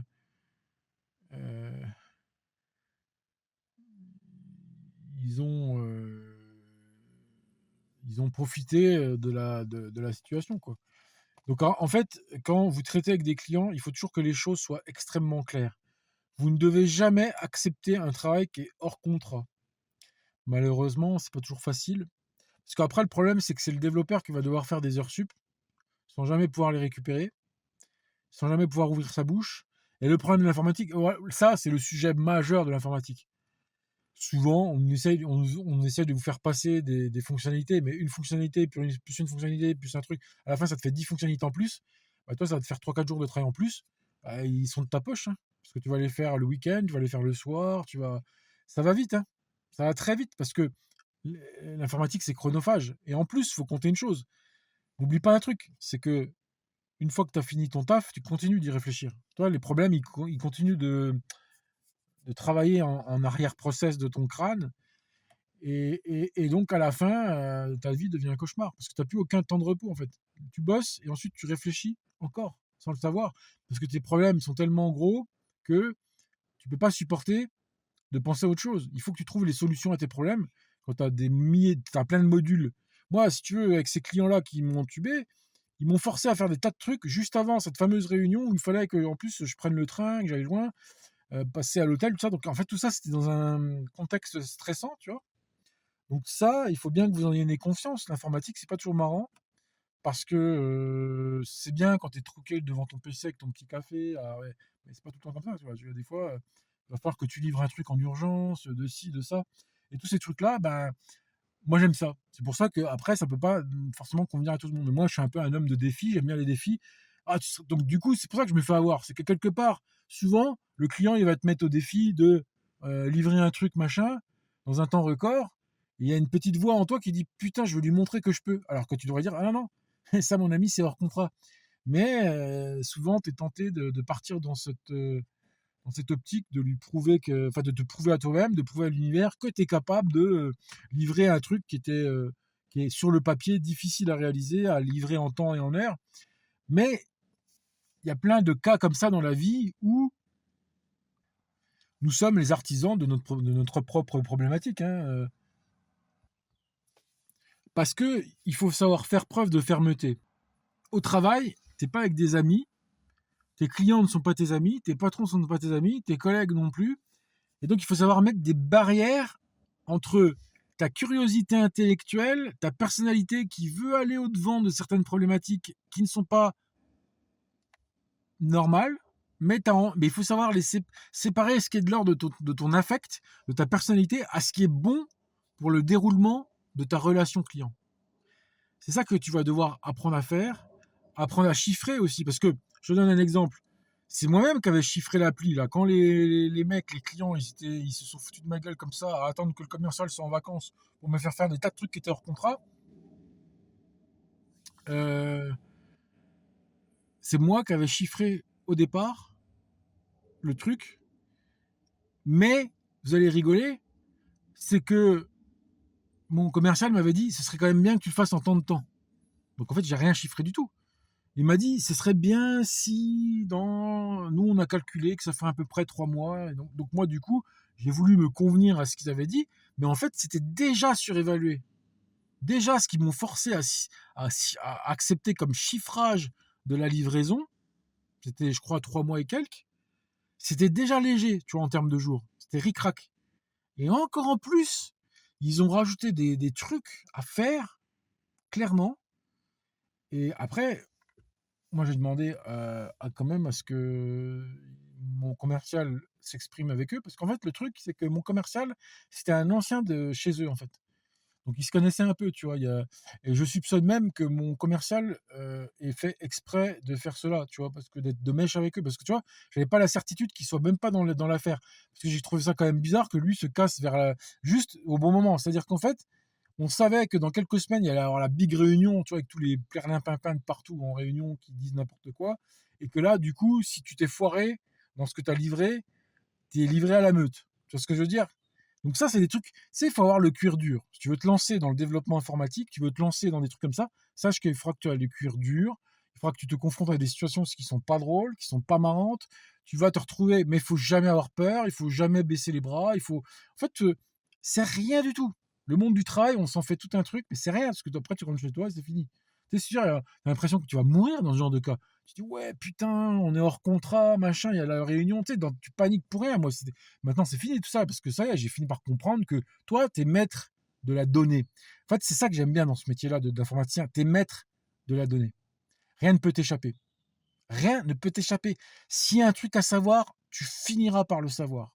Tu ne peux pas être. Ou si on te met de côté, bah, c'est ce que je te disais tout à l'heure. Tu es dans un mauvais projet, machin. Mais un développeur n'est jamais écarté des données importantes pour la réalisation du truc. Contrairement, des fois, tu vois, dans certaines boîtes, il y a des gens qui sont pas très importants et on leur dit jamais rien. Tu vois, on leur envoie même pas de mail. Tu sais, ils sont là, on sait pas à quoi ils servent. Mais toi, en tant que développeur, tu es le carrefour informationnel du projet. Donc, te laisse pas impressionner par ces genres de bilouteries. C'est ce qu'ils ont fait là, ces margoulins-là, je pense qu'ils se sont entendus parce que le commercial, il bossait avec eux dans le temps. Et je pense qu'ils ont essayé de, quelque part, me stresser, tu vois. Parce que, en fait, pour eux, c'est une manière de te manager. Si toi, tu es sous pression, tu pourras pas, comment dire, avoir de marge de manœuvre. En fait, les entreprises, souvent, leur façon de manager, c'est de te mettre un peu sous pression pour que tu manques de marge de manœuvre. Parce que quand tu croules sous le travail, qu'est-ce que tu vas aller déjà... En fait, tu vas travailler plus vite. En fait, eux, ils essaient d'extirper le maximum de toi. Et c'est pas con, en fait, c'est pas idiot. En fait, le concept qu'il y a derrière, c'est que si tu as trop de temps libre, que tu es sous-chiffré, c'est-à-dire qu'on te dit, bah, ce truc-là, tu mettras 6 mois. Et donc, ça veut dire quoi? Ça veut dire que, tout simplement, tu as trop de temps. Tu vois, si le truc là qui était de 3 mois, on m'avait dit tiens, tu auras 6 mois pour le faire, eh ben, je serais parti comme, tu vois, dans des solutions non basiques. Là, j'aurais pas. Parce qu'en fait, quelque part, mettre un salarié sous stress, c'est un peu le mettre dans ce filtre basique. De lui-même, il va pas aller réfléchir et perdre de l'énergie de réflexion à des trucs qui servent à rien. Il y a tellement de trucs à faire, il y a en panique, il y a des échelons, il y a des réunions, et comment dire ça, le coup près va tomber, il faut que ce soit livré à telle date. Donc le gars, il va pas s'amuser à tester un framework exotique pour rigoler. Alors que si tu as 6 mois devant toi et que tu t'emmerdes et tout, bah, tu vas commencer de partir dans des délires. Ouais, mais en fait, on peut toujours faire mieux. Tu vois, tu vas partir dans des délires. Ouais, mais finalement, ce bouton-là, tu vois, machin ou tu vois, ce truc-là, il faudrait peut-être que je mette un backup derrière, en fait, tu vas tout backuper pour rien, tu vas comment tu vois, tu vas en fait, tu vas te créer des sursolutions. Tu vas solutionner les trucs et donc pour les hiérarchies, pour les machins, alors là, je sais pas si dans ce cas-là, c'était soit une histoire commerciale ou je sais pas, parce que c'est quand même bizarre que mon commercial, il lui ait fait ce coup-là parce que en fait, je trouvais ça bizarre que bon, qu'il me le fasse à moi, à la limite, ils me connaissent pas, mais d'essayer d'arnaquer leur ancien pote qui était dans le temps avec eux, tu sais, il travaillait dans le truc, puis après il est parti pour changer de boulot et de devenir commercial. Donc il a changé de voie, tout ça, et je pense, mais moi j'aurais été à sa place, j'aurais été vénère, tu vois. Et je ne sais pas comment vraiment il a réagi, j'étais pas dans sa tête, tu vois. Il a pas montré vraiment qu'il était trop énervé, tu vois. Mais moi, pour moi, ça me fait penser que en règle générale, quand tu mets sous pression des équipes, il faut le faire. Bon, quand c'est fait de manière saine, c'est juste pour tirer le meilleur parti d'eux. Mais des fois, justement, si tu veux voir qu'est-ce qui est une bonne ambiance de pression ou une mauvaise ambiance de pression, c'est que la bonne ambiance de pression, à la fin, il y a un résultat qui te surprend toi-même. Toi, tu es surpris parce que tu arrives à livrer plus de choses que tu aurais cru parce qu'on t'a mis un peu sous pression, machin, ok. Mais il y a aussi le cas où on te met sous pression, puis à la fin, les résultats sont pas bons. Et ça, je l'ai vécu. D'ailleurs, dans la boîte où je vous parlais tout à l'heure, où Jérôme, il s'était embrouillé avec l'ONF et je sais pas quoi, euh, moi, j'étais dans cette boîte-là, puis je me suis oublié pour d'autres raisons. Enfin bref, le management mettait la pression. Ça, c'est indéniable. Mais c'était une mauvaise pression. Parce que si derrière, tu n'as pas les outils pour répondre à cette pression, en fait, une pression, elle n'est bonne que si toi, tu as les outils derrière. Par exemple, ok, les commerciaux, ils m'ont mis un peu la pression quand les clients, là, qui m'avaient mis la pression pendant que le commercial était parti. Ces gens-là, ils m'ont pas privé d'outils, si tu veux. Donc toujours derrière, j'avais mon ordi, toujours derrière, j'avais mon cahier des charges, tu sais, j'avais juste un peu plus de travail à faire. Donc en fait, c'était soit j'acceptais pas de faire ce qu'on me demandait ou pas. Si tu veux, c'était ça la variable. Mais dans certains cas, c'est pas ça. Dans certains cas, c'est que tellement tout est toxique, les outils sont toxiques, le management est toxique, tout est toxique, bah, la pression, elle va pas créer de miracle, elle va pas créer du diamant, tu vois. Donc, c'est assez simple à comprendre, en fait. Donc, la pression, c'est bien, mais pas à tous les prix. Et puis surtout, pour le bien. C'est dans l'objectif, la pression n'est bonne que quand elle va. Et puis après, il faut savoir aussi relâcher la pression. C'est-à-dire qu'on ne peut pas vivre toute l'année sous pression. Il y a des périodes de rush. Même moi qui suis en télétravail, je suis en full remote, même moi, je suis seul développeur de la boîte. Mais des fois, je me fais exprès des rushs. C'est-à-dire, je me dis, aujourd'hui, je fais un rush. C'est-à-dire que toute la journée, je code comme un malade. Parce que tu vois, dans une journée normale, je ne vais pas faire que coder. Tu vois, je vais coder 2 heures. Ensuite, je vais faire une balade, je reviens, je vais lire un PDF, je vais réfléchir, je vais faire un croquis. Tu vois, c'est une journée un peu variée, mais où tu avances peu sur le code. Mais à un moment donné, il faut mettre les mains dans le code, tu vois. Et des fois, je me fais des journées, tu vois, des fois c'est une fois par mois, des fois c'est une fois par semaine, où là, pendant une journée, je vais attaquer le truc, je vais me foutre une pression de malade en me disant c'est café, café, café, café, et toute la journée, bordel, je développe des modules. Et là, tu fais un bond en avant, tu vois. Mais tu peux pas faire ça tous les jours. Tu vois, tu peux pas enfiler tes bottes de 7 lieues et courir comme un dératé toute l'année, coder, coder, coder. À la fin, tu te jettes d'impôts. Je te jure, le codage, il faut toujours que ce soit fait avec parcimonie. Parce qu'après, ça devient contre-productif. Et après, tu finis par te dégoûter du code. Et si tu as des clients qui ne comprennent pas ça, bah, c'est des mauvais clients ou des mauvais patrons. Tes parents, tes patrons, j'allais dire tes parents, tes patrons, tes clients, ils doivent comprendre que le codage, c'est pas comme respirer, c'est pas comme la sécu, c'est pas comme les antibiotiques, c'est pas automatique, tu vois. Et que on peut pas coder tout le temps, tu vois. Il y a des phases. Mais quand tu le fais, tu le fais. Tu vois, il n'y a pas de notification Instagram, il n'y a pas de je sais pas quoi. À la limite, une petite musique de jazz et pas plus. Et hop, tu y vas, tu y vas. Et si tu fais pas ça, tu pourras pas accomplir certains modules. Il y a certains modules qui sont tellement complexes que tu pourras pas te permettre de les coder en faisant 2 heures le lundi, 2 heures le mardi, ou je sais pas quoi. Tu sais, c'est des trucs, c'est des modules qui sont tellement importants, tellement profonds. Tu vois, je sais pas comme exemple ce que je pourrais te donner en tête, mais ouais. Euh, Tiens, je te donne un exemple. Il n'y a pas longtemps, j'ai écrit un module pour les logs. Ah bah là, pourtant à la base, c'est pas si compliqué que ça. Tu pourrais te dire les logs. Tu vois, j'utilisais une librairie qui s'appelle Serilog, mais je voulais l'adapter, tu vois? Faire mes propres classes, mes propres fonctionnements. Donc il a fallu que je teste un peu tous les comportements. Bah, dans ces cas-là, il y a que le temps qui va pouvoir te donner raison. Il y a pas de secret magique, d'IA ou je sais pas quoi qui va te non. Si tu dois tester toutes les cas de figure que Serilog te propose pour que toi tu puisses te maîtriser, ben, ce temps est incompressible. C'est-à-dire que tu devras prendre ce temps-là. Et donc je l'ai pris, tu vois? Il y a pas des fois, il y a pas de remède miracle à éviter des tâches complexes ou des en disant: «Bon, je vais découper l'éléphant en plusieurs morceaux». Là, c'était du temps à faire et du temps et du temps. Tu vois? Il y a pas autre chose à faire qu'à y passer du temps sur ce nouveau machin. Là, il y a pas le choix, tu vois? C'est comme ça. Donc ça aussi, il faut qu'ils le comprennent aussi, tes patrons et tes clients. Des fois, il y a des ils vont pas comprendre aussi pourquoi tu mets tant de temps pour faire tel truc. Mais parce que si on te branche sur une nouvelle techno, enfin, moi, je te donne un exemple. Quand je suis arrivé dans cette boîte où je suis, je connaissais pas Blazor. Donc, à partir de là, il a bien fallu que je l'apprenne, hein. C'est pas magique. Il y a pas de, tu sais, on n'est pas comme dans Matrix où tu peux télécharger une disquette dans le cerveau de quelqu'un, tu vois. Mais dans les boîtes, tout va vite. Tu sais comment c'est aujourd'hui, le monde de maintenant, c'est que tu dois t'adapter constamment. En plus, si tu fais plusieurs postes dans ta vie, bah, tu t'adapteras à des nouveaux outils souvent, quoi, tu vois. Les entreprises n'utilisent pas tous les mêmes outils. C'est la richesse de l'informatique. Le problème, c'est qu'il n'y a pas qu'un langage comme à l'époque du BASIC. À l'époque du BASIC, tu avais BASIC et puis Fortran ou je sais pas quoi. Tu avais deux, trois langages qui se battaient en duel. Bon, bah voilà. Mais là, aujourd'hui, tu as tellement de trucs que. Et puis que les langages se mélangent. Tu vois, il y a une boîte, elle peut faire un peu de .NET, mais tiens, ah bah tiens, mon ami SoloDev, on a un vieux projet qui traîne sur le côté, bah figure-toi qu'il est écrit en poète-poète les amygdales, tu vois. Bah toi, tu vas devoir te coller à ton truc, et puis, je sais pas, il y a des langages qui sont affreux. Tu vois, il y a des langages qui sont affreux ou des frameworks qui sont trop vieillissants, trop vieux, mais il va falloir que tu mettes le nez dedans. Ah bah là, ça t'apprend la vie, hein.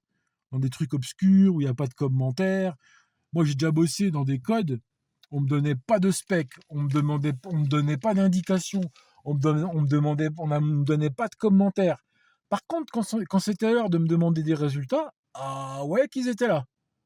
Tu vois? Tu sais, c'est ces genres de gouttes de sueur que j'ai connues, c'est des gouttes de sueur que toi, si là, tu es assis sur les bancs de l'école et que tu m'écoutes, je te dis, tu es encore un petit marmousset, tu es encore un petit gars, pour moi, voilà, moi, je suis là pour te montrer que tu vas devoir franchir des défis. Ces défis-là, tu vas devoir faire plein de trucs pour améliorer tes compétences, faire plusieurs trucs différents, avoir plusieurs clients différents, avoir plusieurs patrons, parce que ça va t'apprendre plus. C'est là que tu vas comprendre c'est quoi la substance du métier.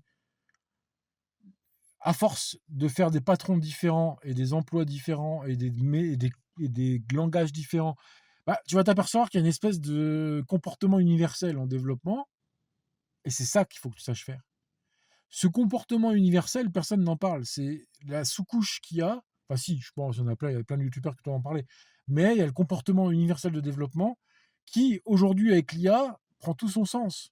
Parce que l'IA, c'est elle qui va faire l'interface entre ton comportement, qui lui est typiquement humain, et l'IA va venir t'apporter la surcouche qui est inhumaine. Parce que ce que peut produire parfois l'IA est inhumain. Par exemple, quand tu lui dis crée-moi 100 classes avec que chaque nom de classe soit dans cette liste que je te fournis là. Et lui, il va te le faire, il va te l'écrire comme un brave chinois, tu vois, un brave indien que tu auras sous-payé en Inde. Donc en fait, c'est inhumain. Parce que si tu le fais toi-même, tu feras jamais aussi bien cette tâche-là en question, répétitive. Toi, si toi, tu me donnes une liste de 100 classes à réaliser, je vais bien faire une faute d'orthographe dans au moins 5-6 classes, tu vois, et puis ça va me saouler. Je vais dire, écoute, moi, je suis en train de péter un boulon avec tes tâches à la con. Moi, ce que je veux, c'est pas faire ça. Mais l'IA, elle peut s'en broncher. Mais toi, par contre, tu sais faire des trucs que l'IA ne sait pas faire. C'est-à-dire ce cheminement qui va de simplicité en simplicité pour faire évoluer ton produit. L'IA, tu donnes un problème, elle donne toujours sa solution à elle, mais qui n'est pas forcément. C'est une solution généraliste, parce que c'est de la base de données qui est derrière des ressources qu'une IA elle a derrière elle, c'est la moyenne générale de ce qu'elle a vu sur Internet et dans les livres. Et donc, elle va te proposer des trucs généralistes. Mais toi, t'es pas payé pour être généraliste. T'es pas payé pour apporter une solution généraliste. T'es pas payé pour apporter ce que l'IA apporterait. Non. Tu es là pour apporter ce qu'un humain accompagné de l'IA apporterait. Et donc, aujourd'hui, le métier, on peut dire qu'il a bien évolué dans le sens où maintenant, tu peux te permettre de travailler sur n'importe quel type de projet grâce à l'IA. Tu ne seras plus freiné par dire ouais, mais je connais pas le langage, machin. À partir du moment où tu as vu un langage objet, tu les comprendras tous et tu pourras tous les apprendre guidés par l'IA. Tu sais faire du Java? C Sharp, il y aura pas de problème et vice versa. Et Python, pareil. Et ci et ça et Rust et bidule et machin. Donc aujourd'hui, à notre époque, on peut plus. Mais moi, j'ai connu cette époque sans IA. Et c'est pour ça que j'ai une certaine fierté, en fait. Je suis très fier de moi parce que j'ai connu. Je plains les gens de maintenant qui vont naître dans l'IA parce qu'ils n'auront pas cette puissance d'esprit que j'ai acquise dans une époque où il n'y avait pas d'IA. Tout comme ceux qui avaient vécu dans l'époque du basique avant moi étaient plus puissants que moi. Parce qu'ils n'avaient pas Internet à l'époque. Moi, je pourrais me considérer comme luxueux d'avoir Internet par rapport aux gens qui n'avaient que basique dans les années 80. Parce que eux, quand ils avaient un problème, fallait qu'ils aillent vraiment le chercher dans leur tête. Parce qu'il n'y avait pas de tuto sur Internet, il n'y avait pas de chaîne YouTube, et ci et ça, tu vois. Il y avait le manuel du basique, et puis c'est tout. Mais dans le manuel du basique, il n'y a pas toutes les solutions de la Terre, tu vois. Bah non, puisque ça te montre des petits exemples simples, tu vois, dans les langages, dans les livres comme ça.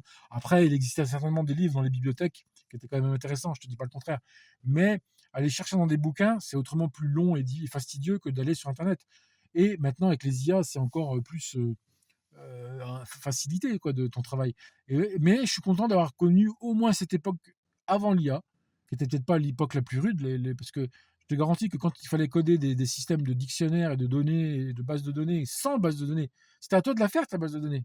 Là, aujourd'hui, c'est facile. Tu crées une base de données, on t'offre un serveur de base de données qui, lui, va gérer toutes les, va gérer ce service à ta place. Mais à une époque, c'était à toi, si tu voulais créer une base de données relationnelle. C'était à toi de la coder à la main. C'est toi qui allais coder le système de recherche des références en mémoire pour aller trouver la bonne référence de ta fiche, etc. Il y avait pas, tu vois, et si ces mecs qui avaient connu cette époque-là étaient forcément supérieurs intellectuels, puisqu'ils devaient coder des choses qui sont fournies. Voilà comment ça se passe en technologie. La génération d'avant doit faire à la main ce que la génération d'après obtient automatiquement des outils. Et ce sera toujours comme ça. Les mecs qui aujourd'hui naissent dans l'IA seront plus puissants que les mecs qui vont naître dans 30 ans, qui eux naîtront dans un monde où ce sera encore un autre truc au-dessus des IA, peut-être, j'en sais rien. Tu vois, un méta-IA, un truc d'ambiance généraliste, comme ils disent, la GA ou je sais pas quoi. Enfin bref, tu m'as compris dans mon raisonnement, parce que la technologie peut jamais s'arrêter, je pense. En fait, c'est pas genre, oh stop, on a fini. Plus de nouveaux logiciels, rien, plus de nouvelles IA, plus de nouveaux trucs, non, on arrête. Non, l'homme, il veut toujours aller plus loin dans ce qu'il fait. C'est incompréhensible, mais pourtant c'est comme ça. Parce que pour moi, je vois pas qu'est-ce qu'on pourra gagner de plus, tu vois. Bah si, l'homme, il ira toujours chercher des nouveaux marchés, conquérir des nouvelles planètes, tout ce que tu voudras. Mais la génération d'avant est toujours un peu plus sage, un peu plus compréhensif de la chance qu'on a d'avoir les outils de la génération d'après. Et le mieux, c'est en fait, ceux qui ont vraiment le plus de bol, vraiment quoi, c'est ceux qui ont dû traverser les trois époques. Celui qui a traversé la première époque avec les PC sous disquette, les CPC, les machins, les Apple II, tout ce que tu voudras, les Commodore et tout ça. Ensuite, qui aurait vu débarquer Internet dans les années 90. Et ensuite, maintenant l'IA. Bon, bah, c'est un mec qui a 60 balais, quoi, tu vois. 60-70, tu vois. Un mec, bah, comme mon père. Mon père, il a connu toutes ces époques-là, tout simplement. Et donc, ouais, il faudra que je lui en parle de ça, tu vois. Il faudra que je lui demande son avis. Mon père, il a plus de 70 balais, il a tout connu. Bon, il a fait un peu d'informatique au boulot, mais c'était pas sa tâche principale. Mais ça faisait partie quand même un petit peu des trucs qu'il devait apprendre un peu comme ça en parallèle, parce que lui, il était électricien de formation. Donc, quand l'informatique est arrivée, bah, même les électriciens devaient se former en informatique. Je sais pas si tu imagines. Donc, ça a été une lame de fond, l'informatique, qui a révolutionné le monde, mais qui l'a pas apaisé ou qui l'a pas solutionné, malheureusement. On voit que l'informatique fait augmenter seulement le profit des actionnaires. Mais qu'est-ce que tu veux, c'est comme ça. Mais voilà, moi je te dis, on a connu. euh, il faut toujours partir de solutions de bout de ficelle, mais virtuellement, de ton côté. On ne te demande pas de monter ta solution de bout de ficelle, on ne te demande pas d'aller la montrer au client. Elle est pour toi, pour t'aider à réfléchir. Mais même au client, quand tu livres des trucs, livre-lui toujours des trucs. Parce qu'en fait, un client, il ne connaît pas la façon de fonctionner d'un développeur et il s'en fout. Et un client, il faut que tu comprennes bien ce qu'ils disent. Parce que souvent, il va te dire des trucs, mais il va se tromper dans la manière de te le dire. Il va falloir que tu décryptes l'intention du client.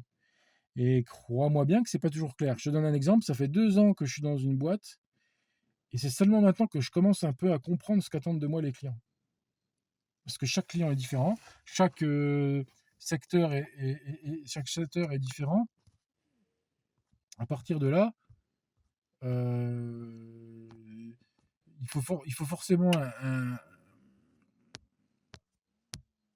il faut sûrement un temps d'adaptation pour plein de choses, mais surtout pour comprendre ton client. Ton client, de toute façon, il y aura toujours un temps incompressible où tu devras essayer de le comprendre. Par exemple, tu vas découvrir un nouveau marché, un nouveau client, ou un nouveau patron, une nouvelle boîte, bref. Bah, déjà, au bout d'un mois, tu commences simplement d'avoir quelques vocabulaires. Et le problème, c'est que souvent, au deuxième mois, on va te demander d'être quand même bon. Alors, ne te laisse pas distancer. Toi, en fait, il ne faut pas que tu deviennes mou et que le temps passe, parce qu'en fait, le problème, on est indulgent avec toi au début. Et toi, souvent, tu vas t'engouffrer dans cette indulgence qu'on a envers toi en te laissant un peu vivre. En disant, ma foi, je suis nouveau, ça fait 3 semaines que je suis là, bon, bah, tu vois, je galère un peu, ce qui est normal. Et tu te donnes des excuses, tout ça. Mais les employeurs, ils t'en donneront pas, hein. Moi, ça m'est arrivé. J'ai eu une expérience comme ça, et on finira sur ça, qui était assez douloureuse. C'est que, en fait, c'est pareil, je comprenais pas ce qu'on attendait de moi. Et le problème, c'est qu'on vient te le dire après, quand quand ça devient un reproche, en fait. L'employeur, il te laisse. Moi, dans ces boîtes-là, j'étais arrivé, c'est une boîte de transport, tu vois, de transport routier. Et il te laisse, il te regarde. Ils ne te donnent pas d'indication claire et limpide sur ce qu'ils attendent de toi. Ils te laissent évoluer. Tu vois, bon, bah, tu as des outils, t'as des PC, tu as tout ce que tu vois, tu as des petites tâches à faire, mais si tu veux, ils te donnent pas un feedback pour t'aider à te positionner. Ils attendent de voir comment tu vas te positionner de toi-même, en fait. Ce sera toujours comme ça dans les boîtes. N'attends pas qu'on te dise comment te comporter. Ils vont te laisser voir, en fait, ils vont te filmer un peu comme on observerait une souris dans un laboratoire. Souvent, tu arrives dans les boîtes, ils disent bon, ce gars-là, il a tel CV, tout ça, mais voyons voir ce qu'il vaut vraiment. Et pour ça, ils vont te laisser évoluer sans trop, tu vois, sans trop te le montrer, parfois même. Tu vois? Toi, tu te dis, bon, bah, je suis nouveau, on n'attend rien de moi. Tu crois qu'on n'attend rien de toi parce que tu es nouveau. Tu dis, bah, tu dis, je suis mauvais, mais c'est normal. Je viens d'arriver, je comprends rien, il y a des outils partout, tu vois, il y a des frameworks dans tous les sens, et tu es là. Bon, tu arrives à faire des petites tâches simples, mais dès que ça commence à devenir un peu plus rude, voilà. Alors évidemment qu'il ne faut pas le montrer. Erreur numéro un, d'aller demander de l'aide. Ah non, il faut que tu te démerdes tout seul. Parce que si tu vas demander à des gens plus capés que toi, etc., ils risquent, dans la plupart des cas, de se plaindre de toi.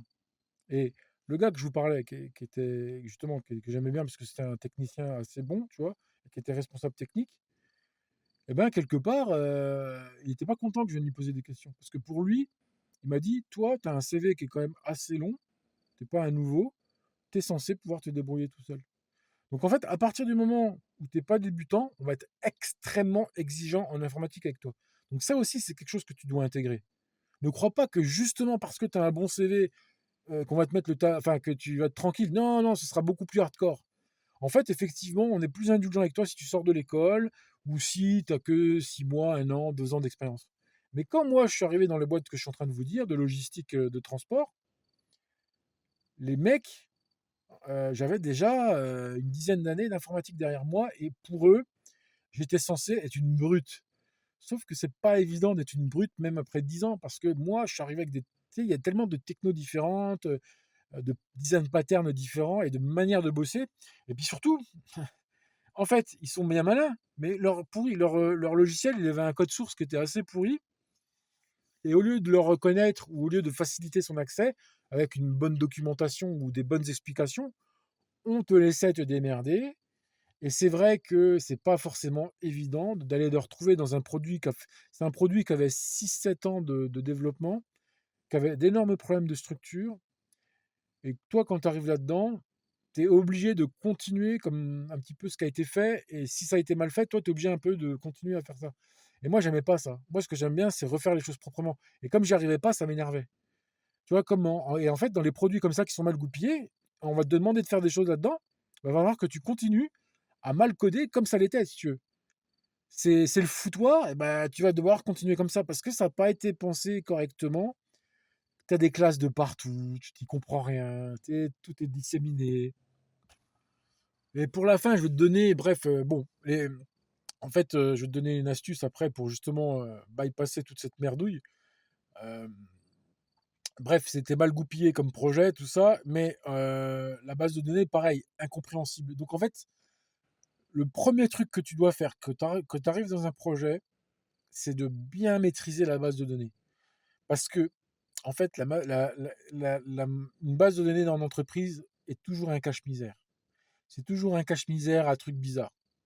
Donc en fait, si tu veux, parce qu'en fait, le code, c'est le code. Si tu veux, bon, tu arriveras toujours à t'en sortir. Mais je te donne un exemple simple. Tu ne pourras jamais arriver à travailler avec une base si tu ne la comprends pas. Jamais. C'est-à-dire que si on te donne à travailler une appli sur une base et que tu ne sais pas comment aller chercher les données dedans, ni comment elles sont reliées entre elles, ou comment le métier s'en sert surtout, parce que le métier, c'est lui qui se sert des données en fait. C'est pas le pape qui vient d'être, c'est pas le pape qui vient d'être nommé à Rome. C'est le métier qui a besoin des données. Mais toi, tu n'es pas du métier. Donc là, il y a une faille, hein, il y a une faille spatio-temporelle qui est en train de se jouer. Et c'est exactement ce qui s'est joué dans la boîte où j'étais. Je comprenais rien au code, mais ça va, je pouvais encore faire du copier-coller et m'en sortir. Il était pourri le code et finalement, bah, je continuais l'œuvre d'art. Tu vois, c'est comme un gros tas de boue, bah, toi tu rajoutes de la boue dessus. Voilà, c'était ça. Mais le plus grave problème dans ce poste, c'est que j'avais du mal à comprendre comment fonctionnait la base de données parce qu'elle n'était pas logique à mes yeux. En fait, tu sais, il y avait une histoire de location de camions, de approvisionnement, tout ça, mais en fait, c'était compliqué. Tu avais une table horaire, qu'allait caler des machins. Donc en fait, quand tu as des tables comme ça qui sont pas très parlantes, ça tape dans tous les sens. Mais comment veux-tu t'en servir? Parce que tu les ouvres, c'est que des données brutes que tu vois dedans. Tu vois pas le rapport. Et pour les comprendre, les rapports qui rentrent entre elles, il faut que tu ailles décortiquer tout ce qui a déjà été fait en termes de logiciel pour aller voir le rapport entre ce que faisait le logiciel et ce que faisait la base. Mais moi, comme j'ai trop tardé à faire. En fait, mon erreur quand je suis arrivé dans cette boîte, c'est que mon premier mois, le premier mois que je te parlais, pourquoi il est si important? Parce que ce premier mois-là, où on est gentil avec moi, il fallait absolument que j'en profite pour dézinguer, décortiquer la base de données. Qu'en fait, ce soit vraiment un truc simple pour moi ensuite. Parce que à partir du moment où j'aurais fait ça, tout le reste aurait découlé. Tu sais ce que j'ai fait à la place de mon premier mois? Bah, j'ai étudié tous les outils de la boîte. Ils avaient, tu sais, ils avaient plein d'outils, plein de logiciels à droite, à gauche. Et puis j'ai vu qu'il y a des documents un peu éparpillés. Alors pendant mon premier mois, j'ai fait ça. Je me suis baladé comme un gros couillon que j'étais. Tu vois, dans les répertoires, j'allais voir. Ah tiens, il y a un répertoire avec des PDF dedans, j'allais voir. Ah tiens, il y a un logiciel, c'est quoi? En fait, j'étais voir tout partout et à la fois, mais sans m'intéresser à ce qui était le primordial. Et c'est après, une fois que j'en avais besoin, que là, sur le tard, je devais la comprendre. En temps réel, où j'étais en train de développer après, j'étais obligé de la décortiquer. Et là, tu as moins le temps. Donc, ton premier mois, alors ça, c'est une astuce très, très importante. Souvent, dans des grandes boîtes ou dans tu vois, des trucs machin, on va te laisser un petit peu de temps au départ, ce qui est tout à fait logique et compréhensible, mais il faut que tu l'utilises vraiment à bon escient. Parce que tu as deux écoles dans ce cas-là, tu as deux cas de figure. Soit l'entreprise va te donner du matériel pour évoluer. Là, dans ce cas-là, c'est cool. Ou soit l'entreprise te laisse te démerder tout seul sur ton poste et c'est à toi de faire les bons choix à partir de là. Parce que moi, je ne les ai pas faits et ça m'a coûté cher. Parce que si j'avais vraiment passé ce premier mois-là où on ne me demandait pas d'être productif trop, mais un mois, c'est beaucoup. Dites-vous que c'est pour ça, c'est déjà bien. Quand on te donne un mois, imagine un mois, c'est un mois de salaire. On te laisse un mois pour faire un peu ce que tu veux. Mais utilise-le bien ce temps-là. Tu vois, va dans le cœur du sujet de ton truc. Et moi, clairement, ce que j'avais pas compris, c'est que le clair du. Parce que moi, au départ, je crois que la base de données, c'est une base de données normale, j'avais pas fait gaffe. C'est plus tard, j'ai compris, en ayant besoin d'elle, que je la comprenais pas du tout, quoi. Et comment tu fais après? Bah, t'es dans la merde. Et donc, du coup, t'es obligé d'aller voir des gars pour que ils t'aident, machin, tu commences à patiner dans la choucroute. Et là, il n'y a plus de potes. Toi, tu t'aperçois que les 5-6 collègues que tu as, ils te laissent tous tomber. Parce que eux, en fait, ils ont été cultivés justement dans le management égoïste. La plupart des boîtes, quand il y a des équipes de dev, il y a un management ou pas d'ailleurs, mais le résultat n'est pas forcément du management, mais à la fin, qu'est-ce qui se passe? Ben, c'est chacun pour soi. Donc en fait, moi je criais à l'aide, mais les gens n'en avaient rien à péter, quoi. Et c'est normal. Parce qu'en fait, ils voulaient pas perdre du temps à m'aider, sinon c'est eux qui allaient peut-être en pâtir. Tu vois? C'est à toi de savoir ce que tu as à faire. Point. En fait, tu es informaticien, je vais t'apprendre un secret, tu es censé avoir besoin de personne. Pourquoi? Parce qu'en tant qu'informaticien, tu peux aller décortiquer les choses. Mais moi, je ne savais pas trop le faire dans cette époque-là. Donc vous voyez comme quoi, C'est des expériences qui font mal, des expériences douloureuses, mais il faut en faire le deuil et il faut en retirer la substance. Maintenant, si la prochaine fois on me renvoie comme ça dans un endroit, machin, première chose à faire, c'est identifier le frein, la difficulté que tu vas rencontrer majoritairement dans ce qu'on te demandera de faire. Et ça peut être très différent selon l'endroit où tu seras. Oui, là, je te cite que c'est la base. Mais si, imaginons que ça aurait été la base qui était bien faite, ça aurait pu être autre chose. Voilà, je me serais mis sur le code. Tu vois, mais il faut que tu prennes en degré de priorité le truc le moins bien fait, le plus dur à comprendre. Et dans ce premier mois-là, tu l'attaques. Mais des histoires comme ça, j'en ai plein à vous montrer que euh, la relation clientèle commence déjà par une bonne autonomie de ta part. Un client, il va. En fait, si tu veux, c'est comme si moi, tiens, je te donne un exemple très con. Demain, tu donnes ta voiture au garage. Est-ce qu'il faut que tu ailles voir le lendemain ce qu'il a fait ou pas, ou t'attends qu'il t'appelle pour te dire j'ai fini? Bah oui, t'attends qu'il t'appelle pour te dire j'ai fini le travail. Est-ce que tu dois surveiller chaque étape, voir combien de temps il a bossé par jour, machin, ou est-ce qu'il a bien. Imaginons que c'est une voiture qu'il connaît mal, mais c'est à lui d'aller s'informer. Toi, imagine, à la fin, il te rend la bagnole, il dit ouais, mais bon, de toute façon, je connaissais pas, machin. C'est son problème. Tu vois, t'es garagiste, tu acceptes de prendre ma voiture, tu m'as fait un devis. Bah, ça se trouve, ok, t'as peut-être pas trop l'habitude des Citroën, mais c'est à toi d'aller. Ok, t'as plus l'habitude des Golf, bah, tu vas te renseigner ou t'appelles un pote, j'en sais rien. C'est pas mon problème à moi, tu vois. Et ben, c'est ça, dites-vous, vos problèmes, c'est vos problèmes. Ton client, il s'en bat les reins. Tu vois, tu te démerdes. Et à la fin, si t'as pas fait les bons trucs, tu te retrouves dans une panade extraordinaire. Parce que après, je suis désolé, mais si t'as pas compris la base de données et que tu galères dans le code, voilà. Après, j'arrivais à me débrouiller, mais je sentais bien que j'étais en galère. Parce qu'après, si tu veux, tu es en compétition avec tous ceux qui sont là depuis longtemps. Faut pas oublier un truc, les gars. C'est que si vous arrivez dans une équipe de dev et que il y a déjà 5-6 devs et que la plupart sont là depuis plusieurs mois, plusieurs années, toi, tu arrives, bah, t'es un microbe. T'es un microbe et tu vas le rester pendant pas mal de temps. Et ça, c'est difficile à vivre parce que normalement, l'équipe aurait dû être bienveillante avec moi, mais elle l'a pas été, tu vois. Parce que quand quelqu'un galère, faut. Alors, si, on m'a aidé, tu vois, je vais pas te mentir. Il y a eu d'autres problèmes en fait. Voilà, je raconte ça pour un peu dramatiser mon propos. Je veux dramatiser une expérience que j'ai eue, mais c'est un tout petit peu plus compliqué que ce que je vous ai dit. Il y a eu quand même de l'aide et tout ça, mais il y a eu d'autres raisons qui ont fait que j'ai quitté, que je me plaisais pas. Il y a eu d'autres trucs que je peux pas raconter parce que c'est un peu extra professionnel et puis c'est un peu de ma faute aussi. J'ai eu des problèmes avec certains, mais qui n'avaient pas forcément attrait avec le boulot, mais plus avec d'autres, des relations humaines en fait. J'ai eu pas mal de problèmes de relations humaines qui n'avaient rien à voir. Si tu veux, les problèmes techniques, on peut toujours aller au-delà. Mais si encore en plus que tu galères techniquement, j'avais des problèmes avec 2 gars là-bas. Tu vois, 2 gars sur 6. Tu vois, je m'entendais bien avec 5 gars sur 6. Non, avec 4 gars sur 6, voilà.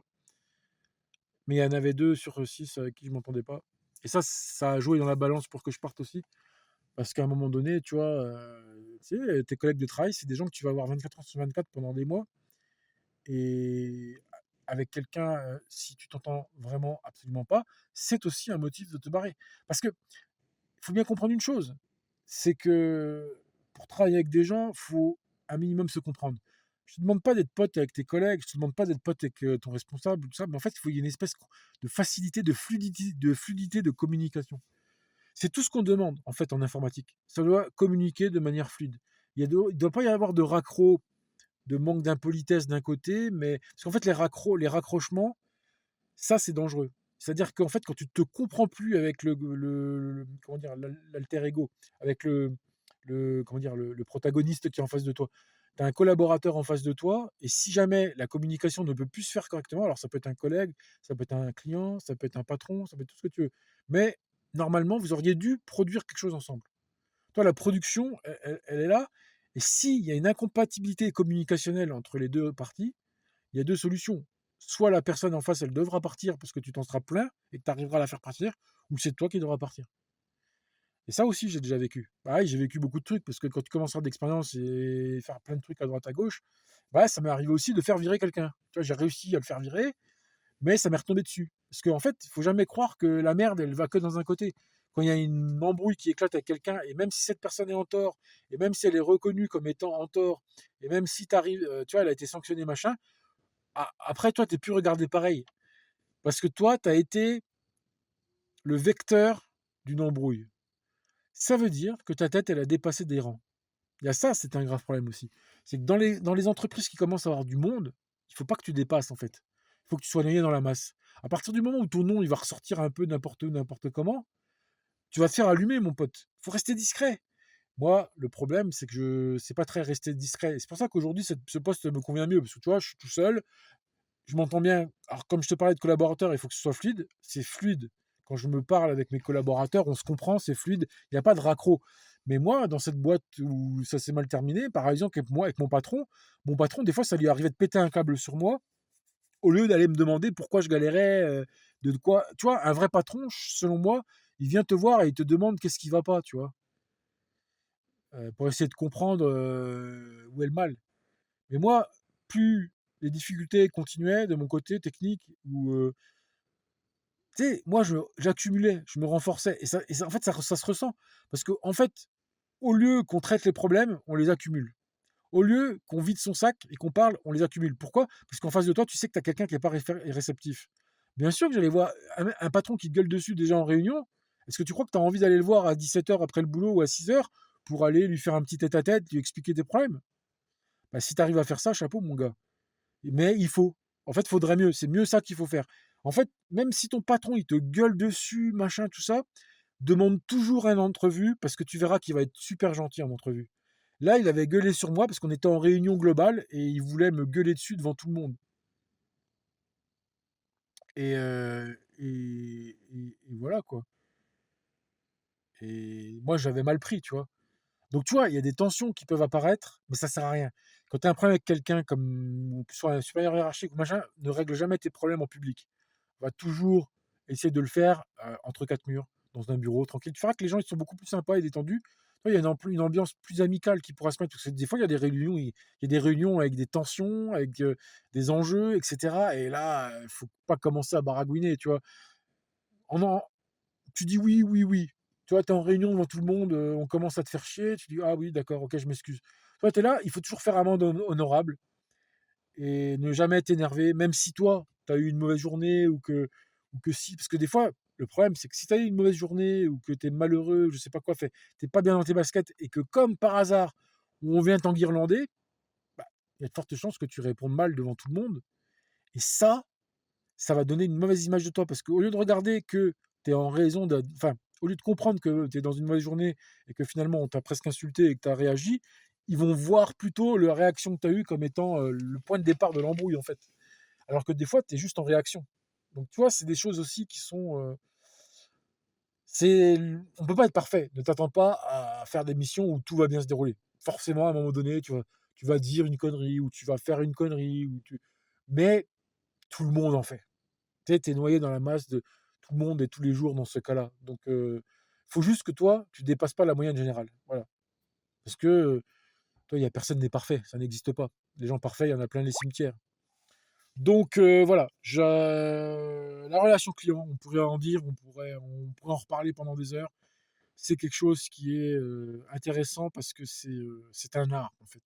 C'est un art, c'est une énergie. Le client t'apporte de l'énergie, il n'y a pas que de la donner, ne l'oublie pas. Le client, il est là aussi pour t'aider, tu vois, faut pas l'oublier. Parce que des fois, tu es là, tu es en panne d'idées, en panne d'énergie, et paf, moi ce matin, j'étais un peu en panne sèche, et tu vois, elle m'a dit, bon, on fait réunion ce matin à 9h, et là, elle s'est super bien déroulée, la réunion, on a eu plein d'idées, tu vois, je l'ai enregistrée, elle a fait 2 heures, je vais la fournir à l'IA, tu vois, l'IA, elle va me faire un résumé de la réunion, tout ça, et dedans, on m'a dit des trucs super intéressants, tu vois, comme quoi, des fois, mais ça, sans lui, j'aurais pas pu, tu vois. Le client, c'est ton allié aussi, ne l'oublie pas. Le client, c'est ton collègue, c'est ton allié. C'est un client, on croit que c'est une relation purement commerciale ou non, c'est un allié pour produire quelque chose. Voilà. Donc du positif pour terminer. Voilà, parce que j'étais un peu négatif en parlant de certaines mauvaises expériences, mais quand je suis négatif et que je parle des expériences négatives, c'est pour en retirer l'expérience, tu vois, et la connaissance. C'est pas pour être morose. Non, il y a toujours moyen de s'en sortir. Et puis surtout, quand on apprend, et si vous suivez mes conseils, bah, vous pourrez mieux vous en sortir dans ce délire qu'est le monde du travail. Voilà. Bisous.